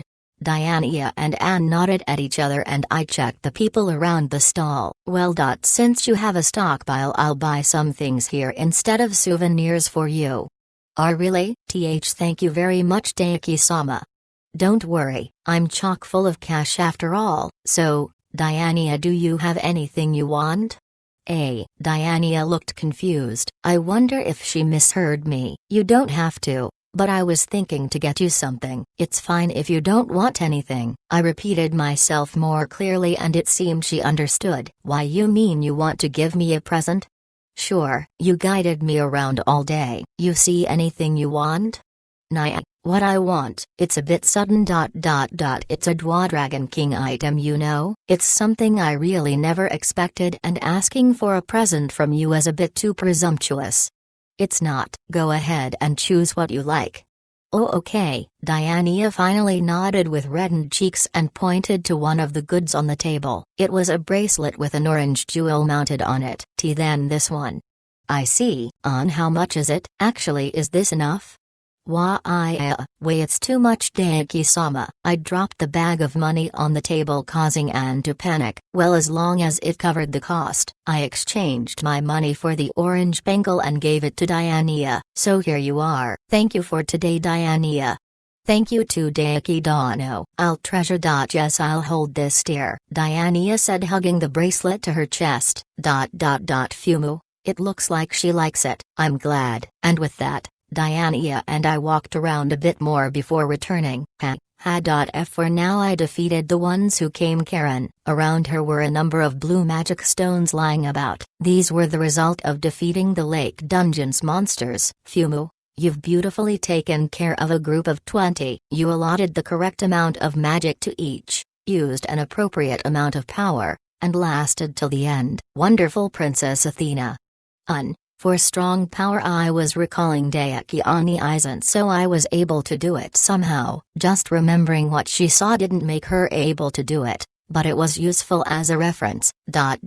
She knew the sensation of endless power flowing off of Daiki Ani Aizen if you touched him. Thanks to that, she was able to accomplish this without difficulty. Athena thought that she would need to thank him for the help when, okay then, Princess. Your training is over, so please head back to the cottage first to rest, Karen said. Go on ahead. You're not coming back? No, I'm going to investigate the lake for a bit. I'll be going around. I see. Then I won't hold back. I'll see you later. Yes, please do so, Karen said with a smile, but it quickly shifted into a serious gaze. But Princess Athena. You do know that there are still life signs around the area, right? There's no problem. I know there are plenty of strong things in the waters, so I decided to teleport to the surface, Athena said and took out a teleport scroll from her bag. I'm not like Ansama. I can't use teleport freely yet. That's why she needed to use items like this. It was expensive, but in comparison to safety it was negligible. But I'd really like to be able to use it like Ansama. This scroll makes too much light and sparkles. Teleport requires a high level of skill and experience to use. After all, you need to visit the location beforehand and sense the space and perceive the change in location. Diania, who can use it freely, is top level amongst humans in my eyes. Athena felt some pride well up in her at Karen's words as she nodded. You're right. Fufu, I have to be more obstinate like Ansama. She's aiming to reach Daiki Ani Aizen, so I need to be firmer. That's the spirit. Okay, then head on back. Be careful, Princess. Do your best, Karen, Athena said and gripped the scroll. Okay, I'll head back, rest, and practice some more. Teleport scroll activate. The magic entered the scroll and activated as Athena wished. Her body was enveloped with light and the next moment, the teleport succeeded. Athena was floating on the water near the cottage. As expected, with a scroll you can't move as precisely. If you wanted to move precisely, you'd have to do it yourself. With those thoughts in mind, she didn't want to keep relying on scrolls. Okay, once I get back I'll practice. She modified her plans once more and began swimming towards the cottage. At that time, I feel some strange magic following me. She stretched her senses out and felt something. What was it? Maybe it was drawn to the magic of the teleport. she thought. She turned and looked. Huh? There was a huge group of the large white snakes she had just fought in the dungeon. My house is a magic power spot. Just by living there I become the strongest in the world. Chapter 216. The evening sun set in the sky as the light reflected off the surface of the water. Diania and I returned to the cottage when Daiki Uni Aizen, Ansama, helped Tilda. Athena was being chased around on the beach by a large white snake. Are you playing tag or something? And no, it's a monster. Look over there. Athena pointed at the lake. There were many strange snakes roiling across the surface of the water. Are these sea cucumbers? I couldn't help but say, seeing them looking as if their internal organs were coming out of their mouths. Hiya, gee, get away. Don't touch me, Tilda. However, they clearly weren't normal sea cucumbers. They were chasing people around. In the first place, these snake things couldn't be sea cucumbers because sea cucumbers didn't have fangs. Diania, are these also native to the lake? I asked Diania, who looked stunned. Why, yes. These are snake trepangs. They are abnormally huge. But these are primitive creatures of this lake. Yeah, but with this many and how large they are. They definitely stand out. Where could they have come from? They chased me when I was coming back from the dungeon. Tilda stopped trying to take my swimsuit. The white snake's fangs caught on the back of her swimsuit and it was quickly stolen away. It looked like these sea cucumber snakes could also break through the swimsuit's magic protection as well. Actually, where is Karen? She's in the dungeon exploring things, so I came back alone. Then these things came out. Hiya, don't grab there. No, it's so slimy. Tilda. This time her swimsuit wasn't the only thing caught. She got caught as well. Yesterday was Diania and today it's Athena. You two siblings are well loved by tentacles. It's not like that. Forget it. We have to do something. Yeah. Well, they look kind of gross, so I don't want to have to look at them for long. These creatures in front of me looked like a mix of sea cucumbers and eels. Plus from their mouths emerged long white snake-like tentacles. It was fairly grotesque, so I wanted to hurry up and deal with them. But, Diania, should I be cleaning up these creatures? They won't damage the environment or release poison when they die, right? Oh no, there's no such thing. But what are we to do with these rampaging snake feelers? For now we'll stake them down and stop them moving. Certainly there were plenty of white tentacles, but they all originated from those eel-looking creatures. I was thinking to handle them like eels. I created sand golems and wood golems. Sand golem stop its movement. It moved to obey. First I'd have my sand golems move close to grasp the wriggling creature, since their heads would continue to rampage. Wood golem. Drop kick and pierce through the head. The wood golem assaulted its head. It took a running start and leapt into the air. Its legs looked like a stake smashing down on the creature's head. It was cleanly pierced through. The sea cucumber collapsed to the ground. With that it stopped rampaging about and the tentacles fell limp. Oh, it was unexpectedly easy to stop. And no, I don't think you can evaluate this as easy. The kick blew a small crater there. Even if you say that. The golems did it, so it was easy for me. Plus Athena was released from its clutches, so it should be alright. Oh, thank you, Daiki Uni Aizen. I may have lost my swimsuit, but at least I didn't get hurt. Well, you're very welcome. Since she was missing pieces of her swimsuit, I didn't think she was perfectly okay. But it was good that she wasn't injured. But still, what should we do with these sea cucumbers? Even though they stop moving with a single hole through them. It doesn't look like it's dead. Actually, are these things even edible, Diania? I asked cause I had nothing to lose. But unexpectedly Diania slowly nodded. Why, yes, you can. They're actually quite sought after. They aren't easy to catch since they live deep in the water, so they should be quite high class. Do you know of any recipes? Broiled in soy sauce is the standard, I believe. I see, so I was right. These things can be handled like eels. In all honesty, I wasn't especially into this idea. But they were already here and I'd already caught one. I thought that I might as well challenge it this once since most of the things I'd tried here were delicious, and so I decided to bring it back to the cottage to give it a shot. My house is a magic power spot. Just by living there I become the strongest in the world. Chapter 217. That sea cucumber eel was surprisingly delicious. That's true, it wasn't bony either. The snake dripping had a large body, but had very few bones. It was to the degree that you could barely believe it could support its own body. Though it looked like that even before being processed. Be that as it may, after cooking it well it gave off the impression of a large eel. We had no problems eating it. Well, it's all thanks to your skill that it ended up so tasty.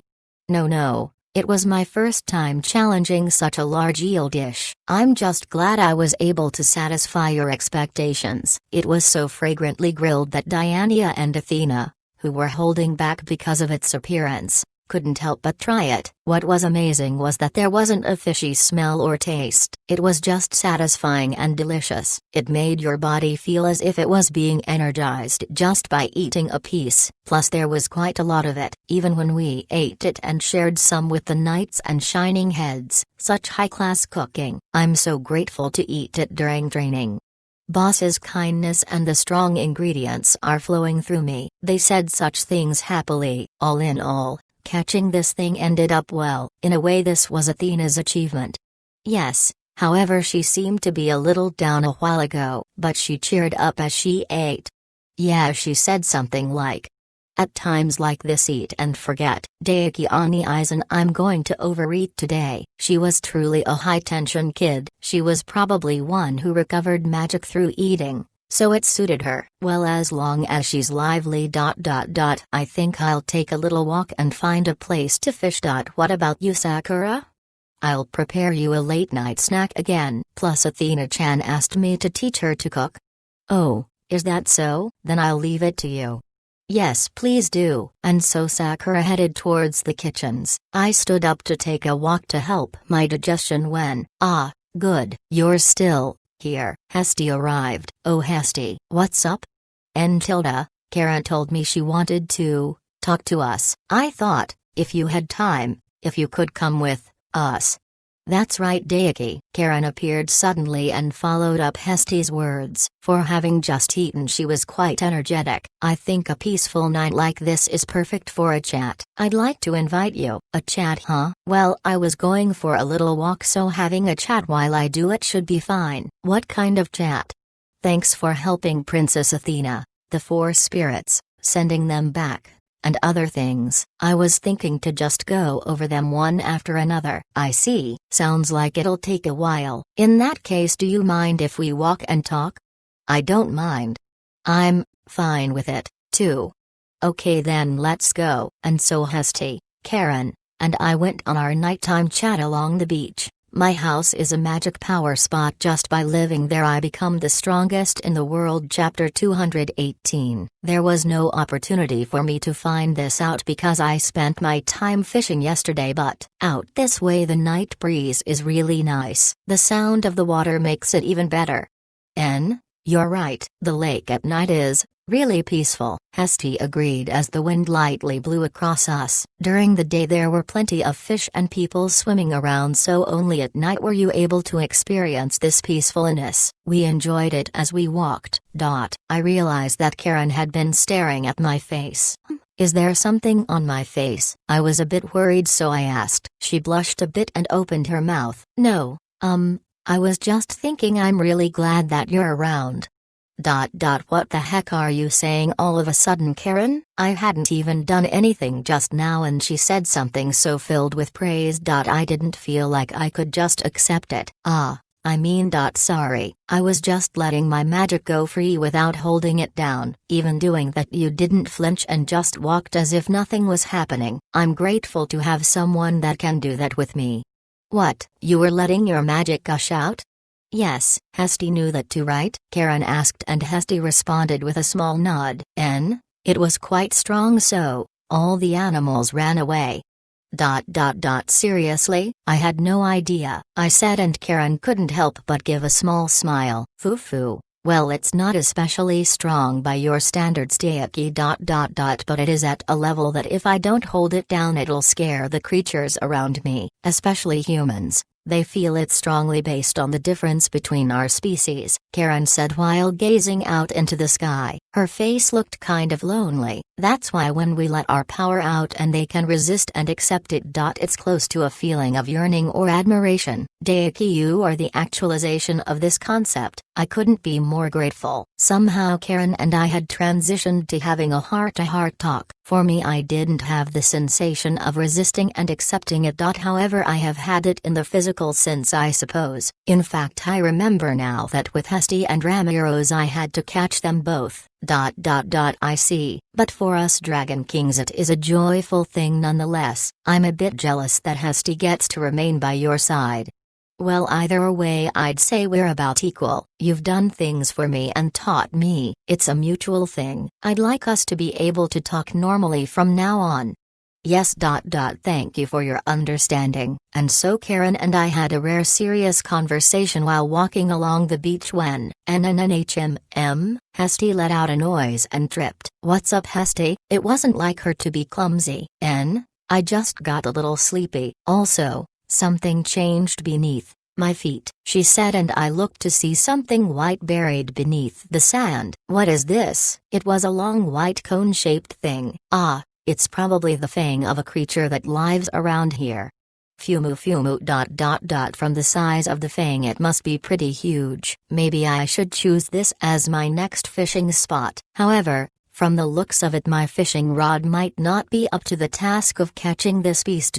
I might have to revise it. Anyways, we should be heading back soon, I said. Hesty seemed sleepy as her eyes began to slowly shut. I suppose you're right. It's about time for Princess Athena's evening snack, so why don't you join us, Daiki? Well. I guess so. I was going to eat the snack Sakura made, so I might as well eat it with everyone. I could eat while remodeling my fishing rod after all. So I returned to Athena's cottage with Karen. My house is a magic power spot. Just by living there I become the strongest in the world. Chapter 219. What the heck is this?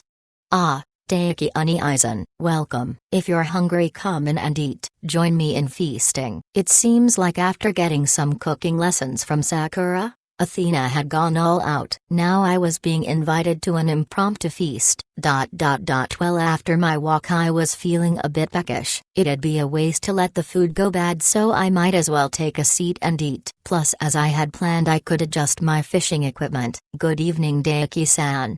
Oh, Manuel, good evening. As I was sitting and chewing my food, Manuel arrived. Are you fixing up your fishing rod?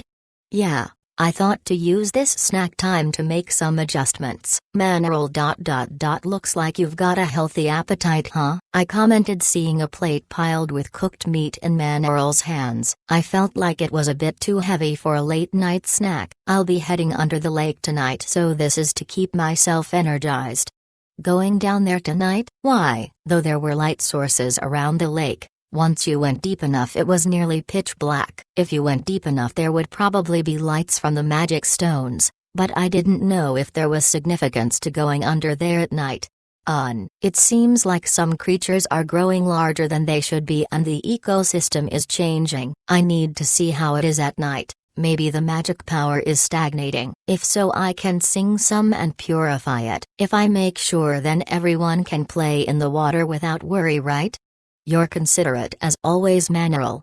I got praised. Manuel giggled with a smile. Seeing her normally made me sometimes forget that she was like a popular idol in public. So your singing doesn't only affect cataract, it has various effects, huh? Yes, indeed. I can purify magic stagnation with a song or gather fish with a different song. They seem quite specialized. It's something I use when gathering food. Why don't we give it a try when you're fishing, Daiki-san? That's a bit intriguing, but I'd rather enjoy Manuel's songs and my fishing separately. Let me go about it normally. It's not as if the point was to catch as many fish as I could after all. I'm happy to hear that you like my singing. But I see you've been working with string for a while now. Are you making a net? Yeah. I was thinking that just a fishing rod alone might not be good enough. As I had been speaking with her, I was creating a fishing net. It wasn't useful for smaller fish, but if I happened to hook something bigger it could be useful. Chekhov's gun. Those were my thoughts as I tied it together. Daiki-san. This thread is made from Ramirosa's scales, right? Yeah, what about it? In that case, wouldn't it be too easy to cut things with it being this thin? Cut things? Could I grab this for a moment? Manuel said and grabbed one of the strings I had made. Daiki-san grabbed that part. Manuel pulled it tight. Then she took a piece of meat off her plate and dropped it onto the string. Then, it cut it as I thought. It sliced the piece of meat like a hot knife through butter. Daiki-san, your power is too strong. So the string is too strong too. This is what happens to any meat without magic defenses. Most of the fish here have some measure of magic, so it shouldn't cause too much trouble. But it would be completely useless in any normal place. It looks to be so.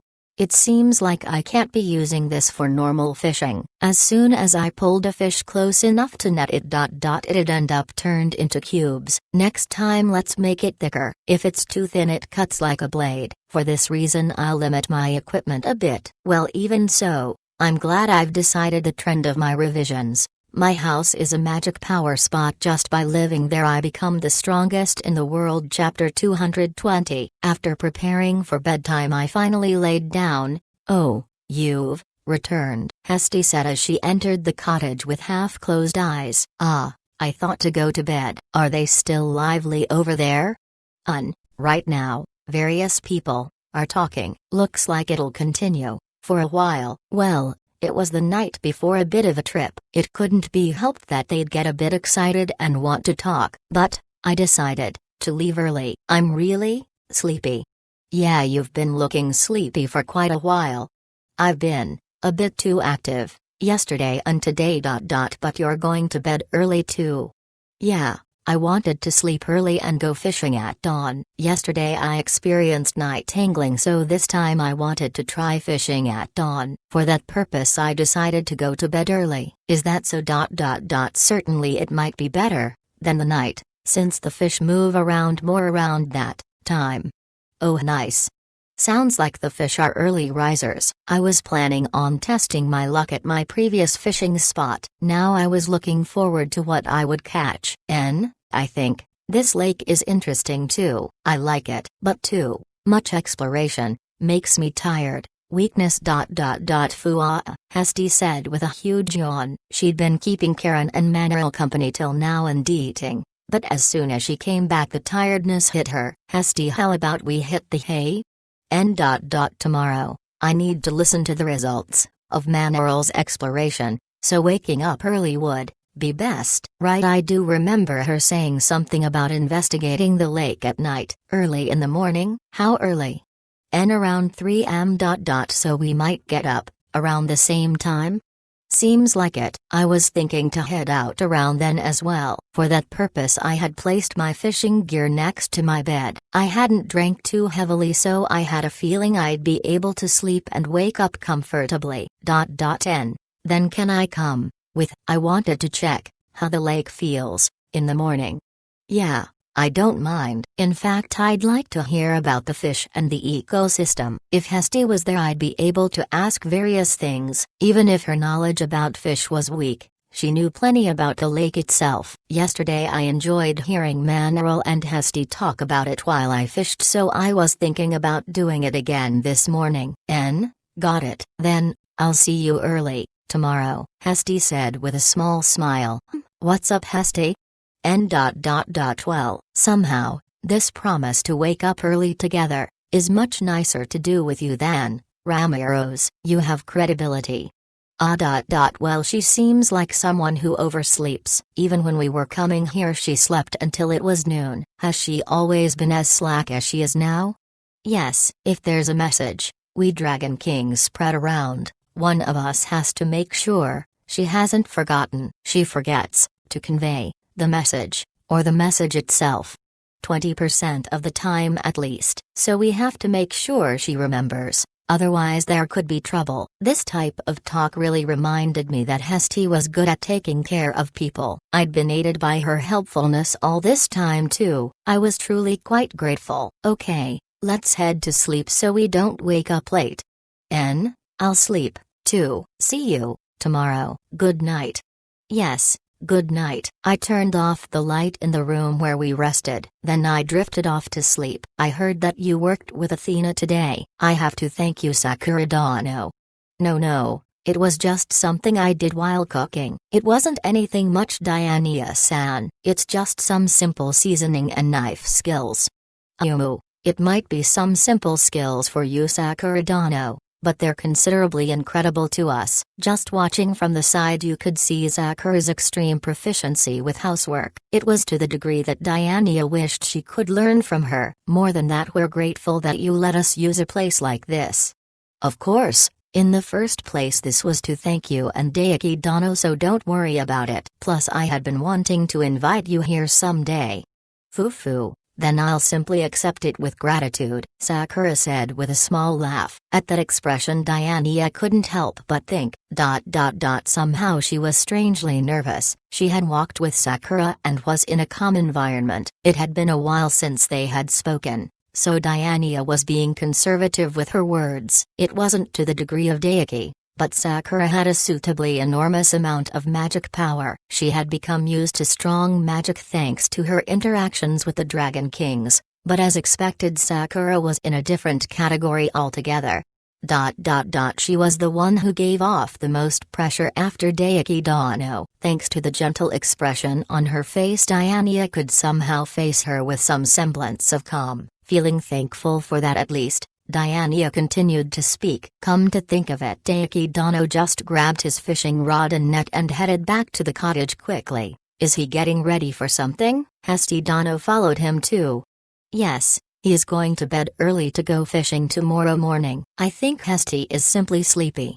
I see. Dawn fishing, huh? Daiki Dano has some stamina, though he was getting enough sleep. He had been doing activities all day for the past 2 days. Even after that he still had the energy to plan for fishing early in the morning. What's more, most of the things you could catch in this lake were either powerful or very large. It would be strange to consider it as normal fishing with those creatures as opponents. If I get up early enough maybe I can participate. If Daiki Dano agrees, that is.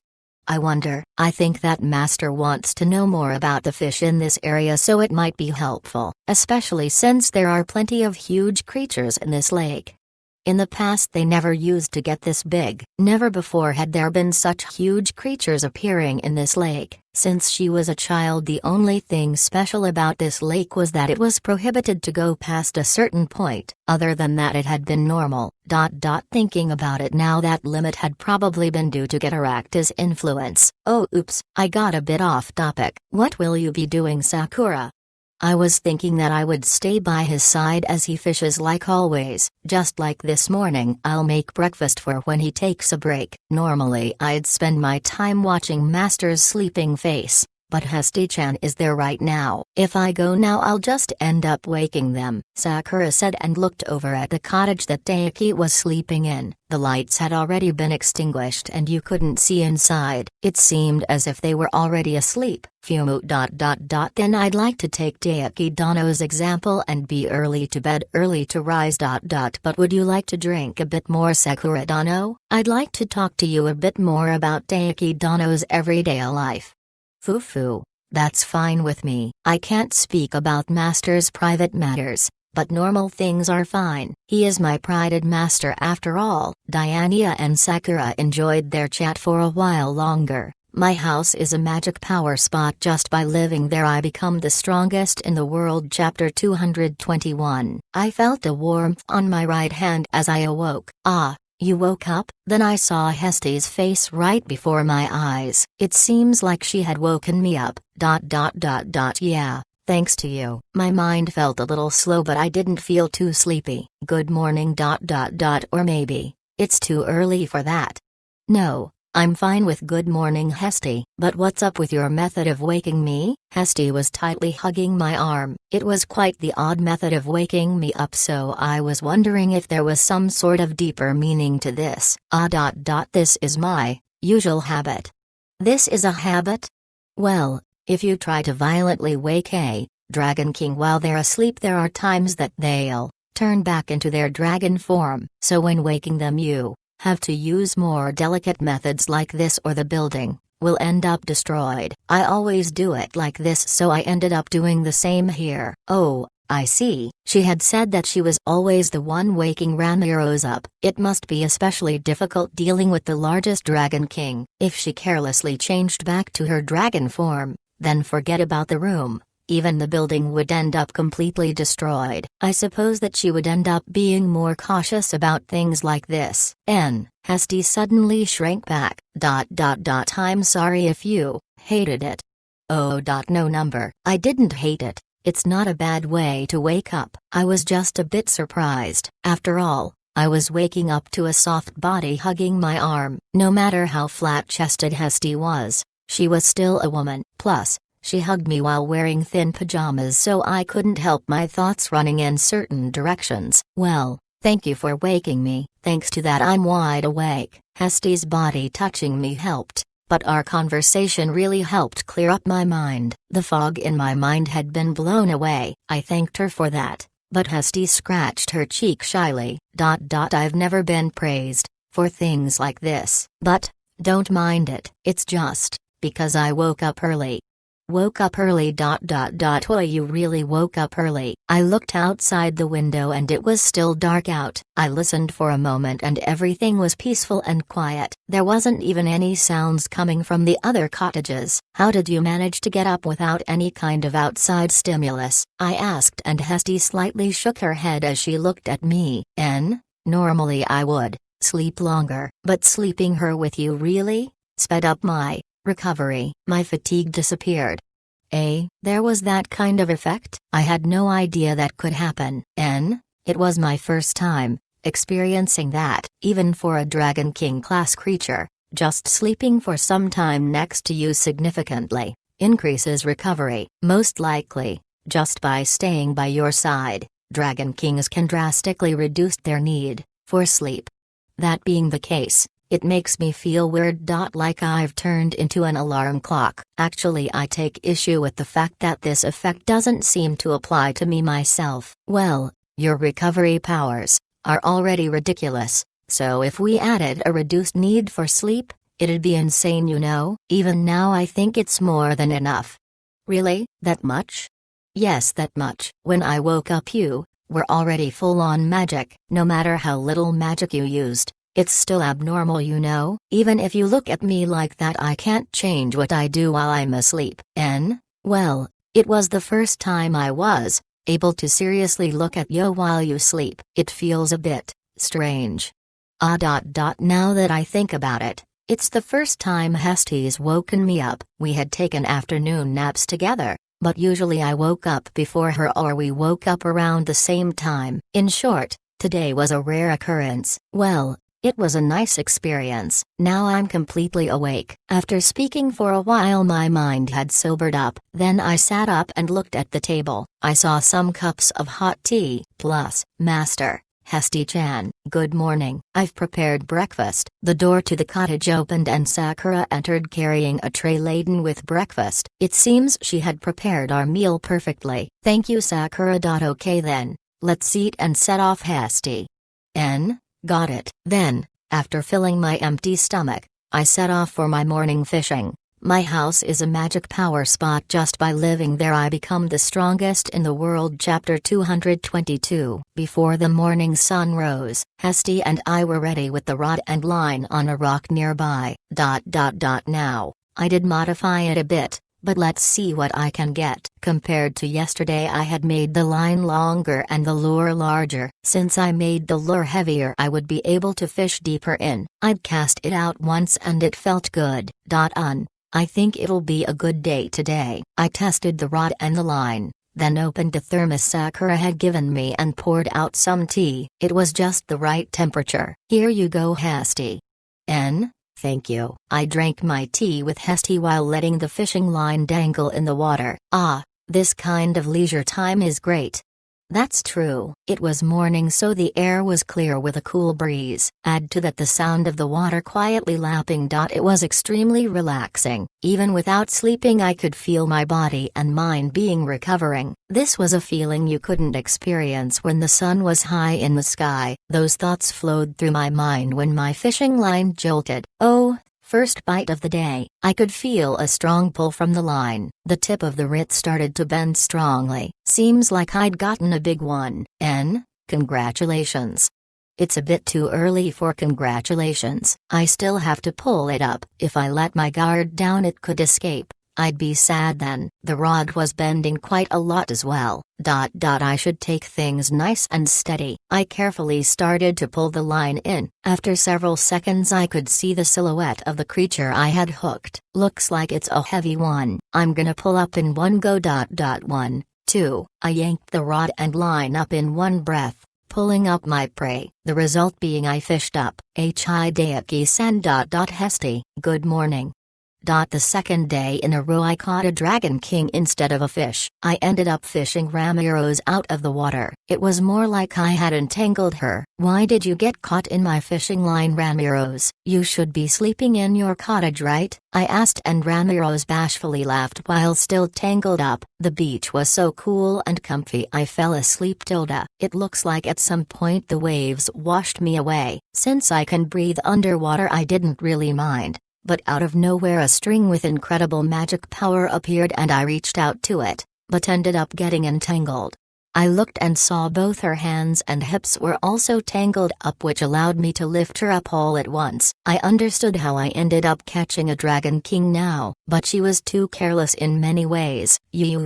I'm sorry, you don't really need to apologize, but you're really looking quite disordered. The string had caught and caused her swimsuit to slip. It was already at the level it could fall off. I thought it'd be easier to remove my swimsuit if I just left it. It's a bit embarrassing, Ramiro said while blushing. It was already too late to act embarrassed. If you're going to be embarrassed by it later, then don't sleep like that. I'll take off the string, so go back to the cottage and sleep. I'll do that. Then, I released her from her bonds and she hurriedly set off for the cottage. Somehow, I feel sorry, one of my kind causes such trouble. As we watched her run away, Hesty dropped her shoulders and said those words. It seems she didn't expect this as well. Well, don't worry about it. I had fished up incredible things 3 days in a row, but at least the issue was solved for now. I pulled myself together and continued. My house is a magic power spot. Just by living there I become the strongest in the world. Chapter 223. After returning Ramiro's to the cottage, my line no longer got any reactions. Nothing's biting.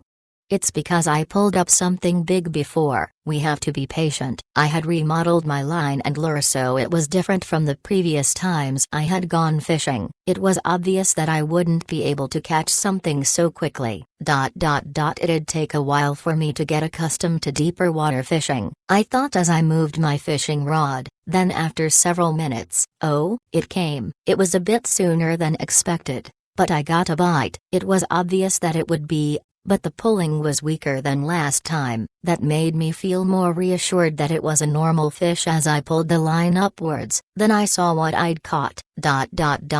What is this? It was bright pink and rectangular in shape. It was about 60 centimeters large, but it looks like it isn't a fish this time either. I don't even think it's a living creature. I suppose. It looks like some kind of jewel. On second glance it did look like some sort of gemstone. It was radiantly colored and had a luster to it, but after fishing it up I noticed something. Isn't his thing moving? Looks like it. The rectangular thing was chewing and biting on my lure. I looked more closely and saw what looked like teeth in the middle of its body. Looking at Hesty's confusion I could tell that she had no idea what this gem creature was. I was wondering what the heck it was when, morning Daiki Dano, sorry I'm late. I was wondering if I could join until Diania came walking over the sandy beach. She was rubbing her eyes, so she may have been a bit sleepy. Be that as it may, she arrived just in time. I don't mind if you join in. Diania, do you know what this is? I said and showed Diania what had bitten my hook. Then her sleepy eyes opened wide. This is today's catch. Daiki Dano, this is a magic mussel. Unio Douglas IE mussel? This is a mussel? Why yeah, it squeezes magic power out of the water it lives in and crystallizes it into a shell like that of a high-quality magic stone. I see. What an interesting creature. Though it sounded like a mussel, It definitely looked like a gem. I couldn't help but look back at it when, Hesty spoke up. What's up, Hesty? I saw fragments of this shell in a materials shop once. It was long ago and there were several fragments inside a showcase. A material shop? Why?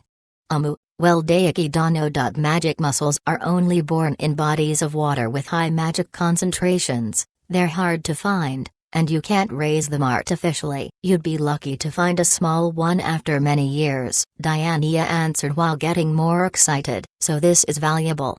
Yes, and with this size. Honestly, I've never seen one this big. Leaving aside the outside, the inner magic stone should be top class, so it even had a magic stone inside itself. Seems like this muscle was practically half made of gemstones. We got something nice. Thanks for the explanation. By the way, Diania, this guy can we be? By the way, if you take off the shell you can eat the inside. The outside is made of stone but the inside is normal meat. I didn't ask yet, but thanks for the info. After getting this explanation I grabbed the muscle. Before I realized it they had decided we'll be eating this, I guess. Well, certainly I was going to eat it if it was edible. I didn't recall being such a glutton, so I felt a bit unsatisfied with being considered one. Well, okay, we got something nice so I might as well put it in the golem aquarium. So let's continue. Here, Diania, you wanted to do it too, right? Why, yeah. I'll be in your care. 3 interesting catches on 3 different days. I continued to fish with a princess and a dragon king next to me. My house is a magic power spot. Just by living there I become the strongest in the world. Chapter 224. I was lying on a golem bed while holding my fishing rod. That's quite a novel way of fishing. Well, it's pretty comfy. Lying down and fishing is the perfect way to do it. Look, Hesty's trying it. This is pretty good. I had thought that I would need something to sit on while fishing, so I brought the golem that can turn into a bed. However, I didn't expect it would be so useful. Since I had gone to bed early yesterday I wasn't sleeping, but lying down while staring at the lake was purely a thing of enjoyment. Plus, this position is unexpectedly good for catching fish. Yeah, I guess. The number does prove that. As Diania had said, my fish tank golem had gold and silver fish inside of it along with some jewel-looking shellfish. Looking at the positively dazzling display inside the tank, you'd wonder if it actually had fish inside of it and not gold and jewels. Actually, we've only been fishing up these glittering fish. Why is that? I don't know. I haven't fished many up, but maybe it's because you're skilled at it, Daiki Dano. I'm just making the lure move around, so I don't think it's a matter of skill. Diania and Hesty had fished up algae and garbage from the lake, but not these weirdly glittery fish like me. We're using the same type of line and rod, so I wonder why. The things you touch are temporarily enhanced. I think the difference is in that the items we use are the same, but differences in function are likely. Hesty said that. But if that were completely true then I would only fish up strange things. Well, whatever. Let's leave minor details aside and fish a bit more to grasp what needs to be improved. More than doing a lot of fishing, the main goal was to check my tools and check what kind of fish could be caught in the morning. Up until now the only different thing I'd caught was that jewel mussel. What I really wanted was to hook something new. I thought that as I let my fishing line fall into the water once more. Phew. Finally the surface. Oh, Daiki-san, good morning. Manaril appeared from beneath the lake's surface. It's something new, yup. But it's not prey. After Ramiro's I had now gone on to catch a second Dragon King today. What are you saying? What do you mean? It's nothing. Good morning, Manaril.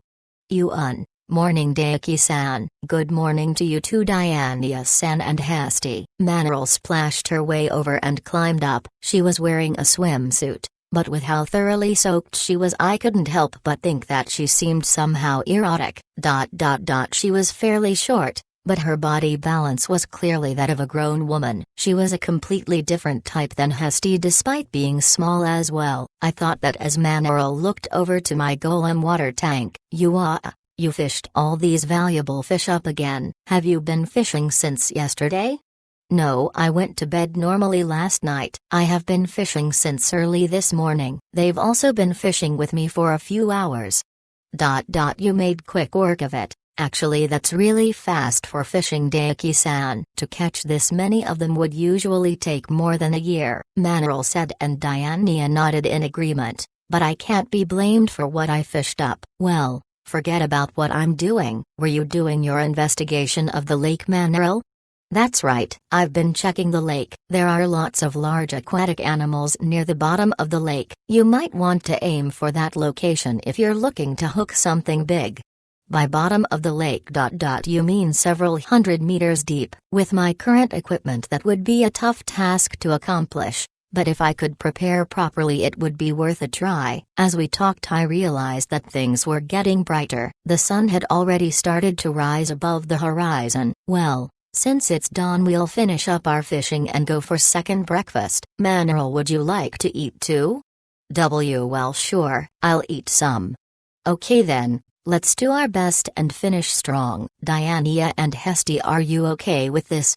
Yeah, got it, Daiki-dono-en. I'll try. We continued to fish until the sun had risen above the horizon. In the end, the only other prey we caught was the mussels. However, I obtained some interesting information, so I wasn't too upset. My house is a magic power spot. Just by living there, I become the strongest in the world. Chapter 225. Ah, welcome back, Master. Welcome back, you guys. Breakfast will be ready soon, so please relax. She had almost finished making everything, and several dishes were lined up on the table with food sitting on them. Oh, thank you for working so hard so early in the morning.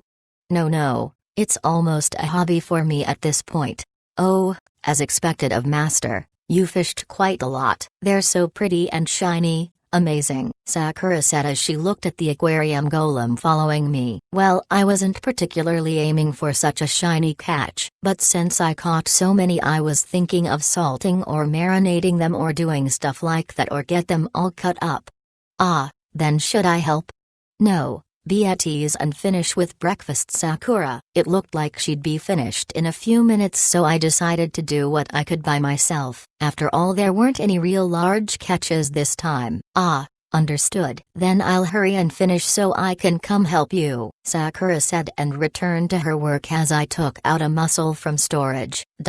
For now, I'd start with this guy. I had never handled this thing before, so I wanted to give processing it a try. Technically it was a shellfish, so it should have some organs dealing with sand, but I honestly didn't know the ecology of this particular creature. Diania, is there anything I need to watch out for when cooking a magic mussel? I asked Diania, who sat nearby, and she moved closer while answering. I don't know if this applies to a magic mussel this large, but it's best to separate the shell and body as soon as you remove it from the water. If not, then the mussel that shuts its mouth will harden up and clamp the mouth shut. I see. Then I'd better use my knife and get it done. Diania, can I ask you to help out? Oh, okay. I don't know if my magic is up to the task, but I'll give it a shot. Diania tentatively used my dragon scale knife and shoved it into the mussel's mouth. Her strength must have been good enough because the knife forced open the mussel's mouth slightly. All that was left was to work the knife in and use it like a lever. Then we could separate the shell and the meat. It was unexpectedly easy, I thought, as I began moving the knife. Grrr. It felt like my knife was caught on something. We'd already gotten the blade past the shell, so why was it getting caught? I stuck my hand inside the shell and grabbed a few centimeter large round pink colored orb. What's this? I held it in my hands as Diania's eyes widened. That apostrophe s. A magic crystal? I see, this one had crystallized a magic crystal. This is quite a big catch, Daiki-dono. Big catch. You mean this magic crystal thing is a big hit? Magic mussels rarely contain enough magic power to condense one of these. Then after dozens of years mix various things together to crystallize its magic. It's a very precious resource. They can't create one unless they live for several decades, so it's very valuable. So this is quite valuable. I held the sphere between my fingers. Despite getting hit by the knife, there wasn't a single scratch on it. I could definitely tell how hard it was. I hadn't thought it would be such an amazing item. Yes, in material shops and specialty shops you might be able to find one the size of a sesame seed. Larger ones can't be bought unless you have an amount of money equal to a country. It's usually kept inside of an extremely power magic protected lockbox. So this thing was like a pearl oyster. With that kind of thought, its value far exceeded that of a pearl. Truly it was quite beautiful and shiny. Even just as a jewel I could see its value. It has a gorgeous color to it as well. It was a beautiful mixture between red and pink as it glittered in the light. The shell was pink colored, but this crystal was even more vividly pink, as if it had sucked the very color from its shell. Yeah. Certainly it's much deeper in color than those I've seen. Maybe this is also influenced by how large it became. It's probably even more valuable amongst normal crystals, which are already valuable. My heart's beating just looking at it. I'd be troubled if you having heart palpitations becomes an issue. Well, it's true that I've obtained something good this time. For now let's just collect it, since it can probably be used for something. I placed it inside my pocket. Okay. Let's continue until it's time to eat. We can cook this for one more dish. Alright, got it. Daiki Dono, leave the cooking to me. And so we began preparing and cooking some of the prey we caught this morning. Hesty returned from fishing along with Manaril and sat at the kitchen table eating a sandwich. Daiki-san made this sandwich. It's pretty tasty, right Hesty? It's the first time I tasted a sliver guard fry like this. Feels like I'll be able to eat a lot. Well, it usually isn't something that people can eat. It's valuable and has a tough outer layer. Being able to prepare it quickly and efficiently is essential. Over in the kitchen, Daiki was in the process of preparing the fish. He was skilled enough at removing the scales from them that the night captain, who had come over to visit, was surprised. That's a silver guard, right? The one with scales as hard as metal?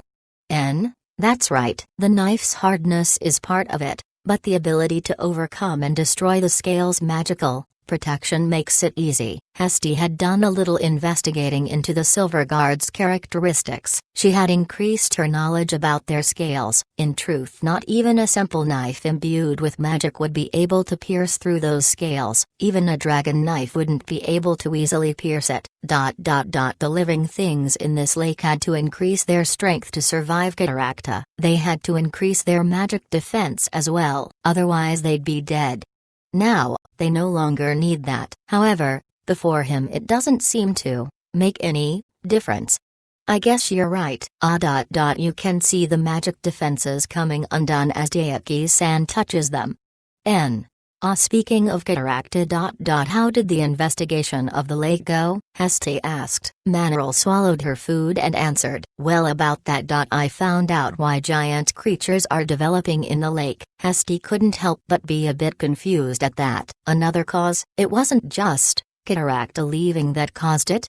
Yes, of course. The great abundance of magic power in the lake is a combination of Cataracta disappearing, Daiki-san coming here, and various other factors. But the present state of affairs seems to have been caused by a gigantic magic stone being exposed on the bottom of the lake and leaking magic power. Manaril grabbed another sandwich as she cast her glance out the window towards the center of the lake. Hesty followed her gaze and focused her mind on that location. Certainly, I do feel magic power flowing from there, but it's hard to sense any kind of leakage. Well, in the first place, this lake was a sealing place for Cataracta. It was already filled to the brim with magic power. I see. So, what should we do? The abnormal growth of the creatures here was unusual, but all in all it was a natural phenomenon. As long as the natural order didn't collapse, there wasn't a real need to interfere. Hesty thought and said as much. Manaril smiled wryly. Well, I guess so. Even the knights over there just said, it makes the training more exciting. They feel like that. Yeah, I suppose since humans can deal with it, then the balance isn't crumbling as of yet. It might be alright to just leave it alone. Any sudden changes could be dangerous. It's at a level where there's no real issues yet. I agree. So, I'll just go underwater and use my songs to suppress it some. With that, the changes should slow down. In order to protect the lake, they should manage what they can control first. It was the same as when Cataracta was sealed here. Some minor adjustments should be fine. Does it seem doable, with just a song? Yes, I believe my songs will be able to produce some effect. As long as I treat it as I did with Cataracta, then I should be able to handle it. Even if I'm attacked by some of the creatures, I should be alright. Manaral's physical strength might be fairly weak, but she was a Dragon King after all. She had enough power not to lose to any of those underwater creatures. Hestia could trust in that. Got it. Do you need me to help with anything? Fufu, I am happy you offered, but there's nothing much. I wouldn't want to ruin everyone's fun with this little matter, so I'll just do as I can. You can have fun as well, Hestia. Okay, got it. Hestia nodded as Manaral finished off her last sandwich. Phew. Thanks for the food. Alright, I'll be heading off to work so I can get my appetite ready for the delicious breakfast Daiki-san and Sakura-san are making tomorrow. Take care. If there's any issues, just come back and tell us.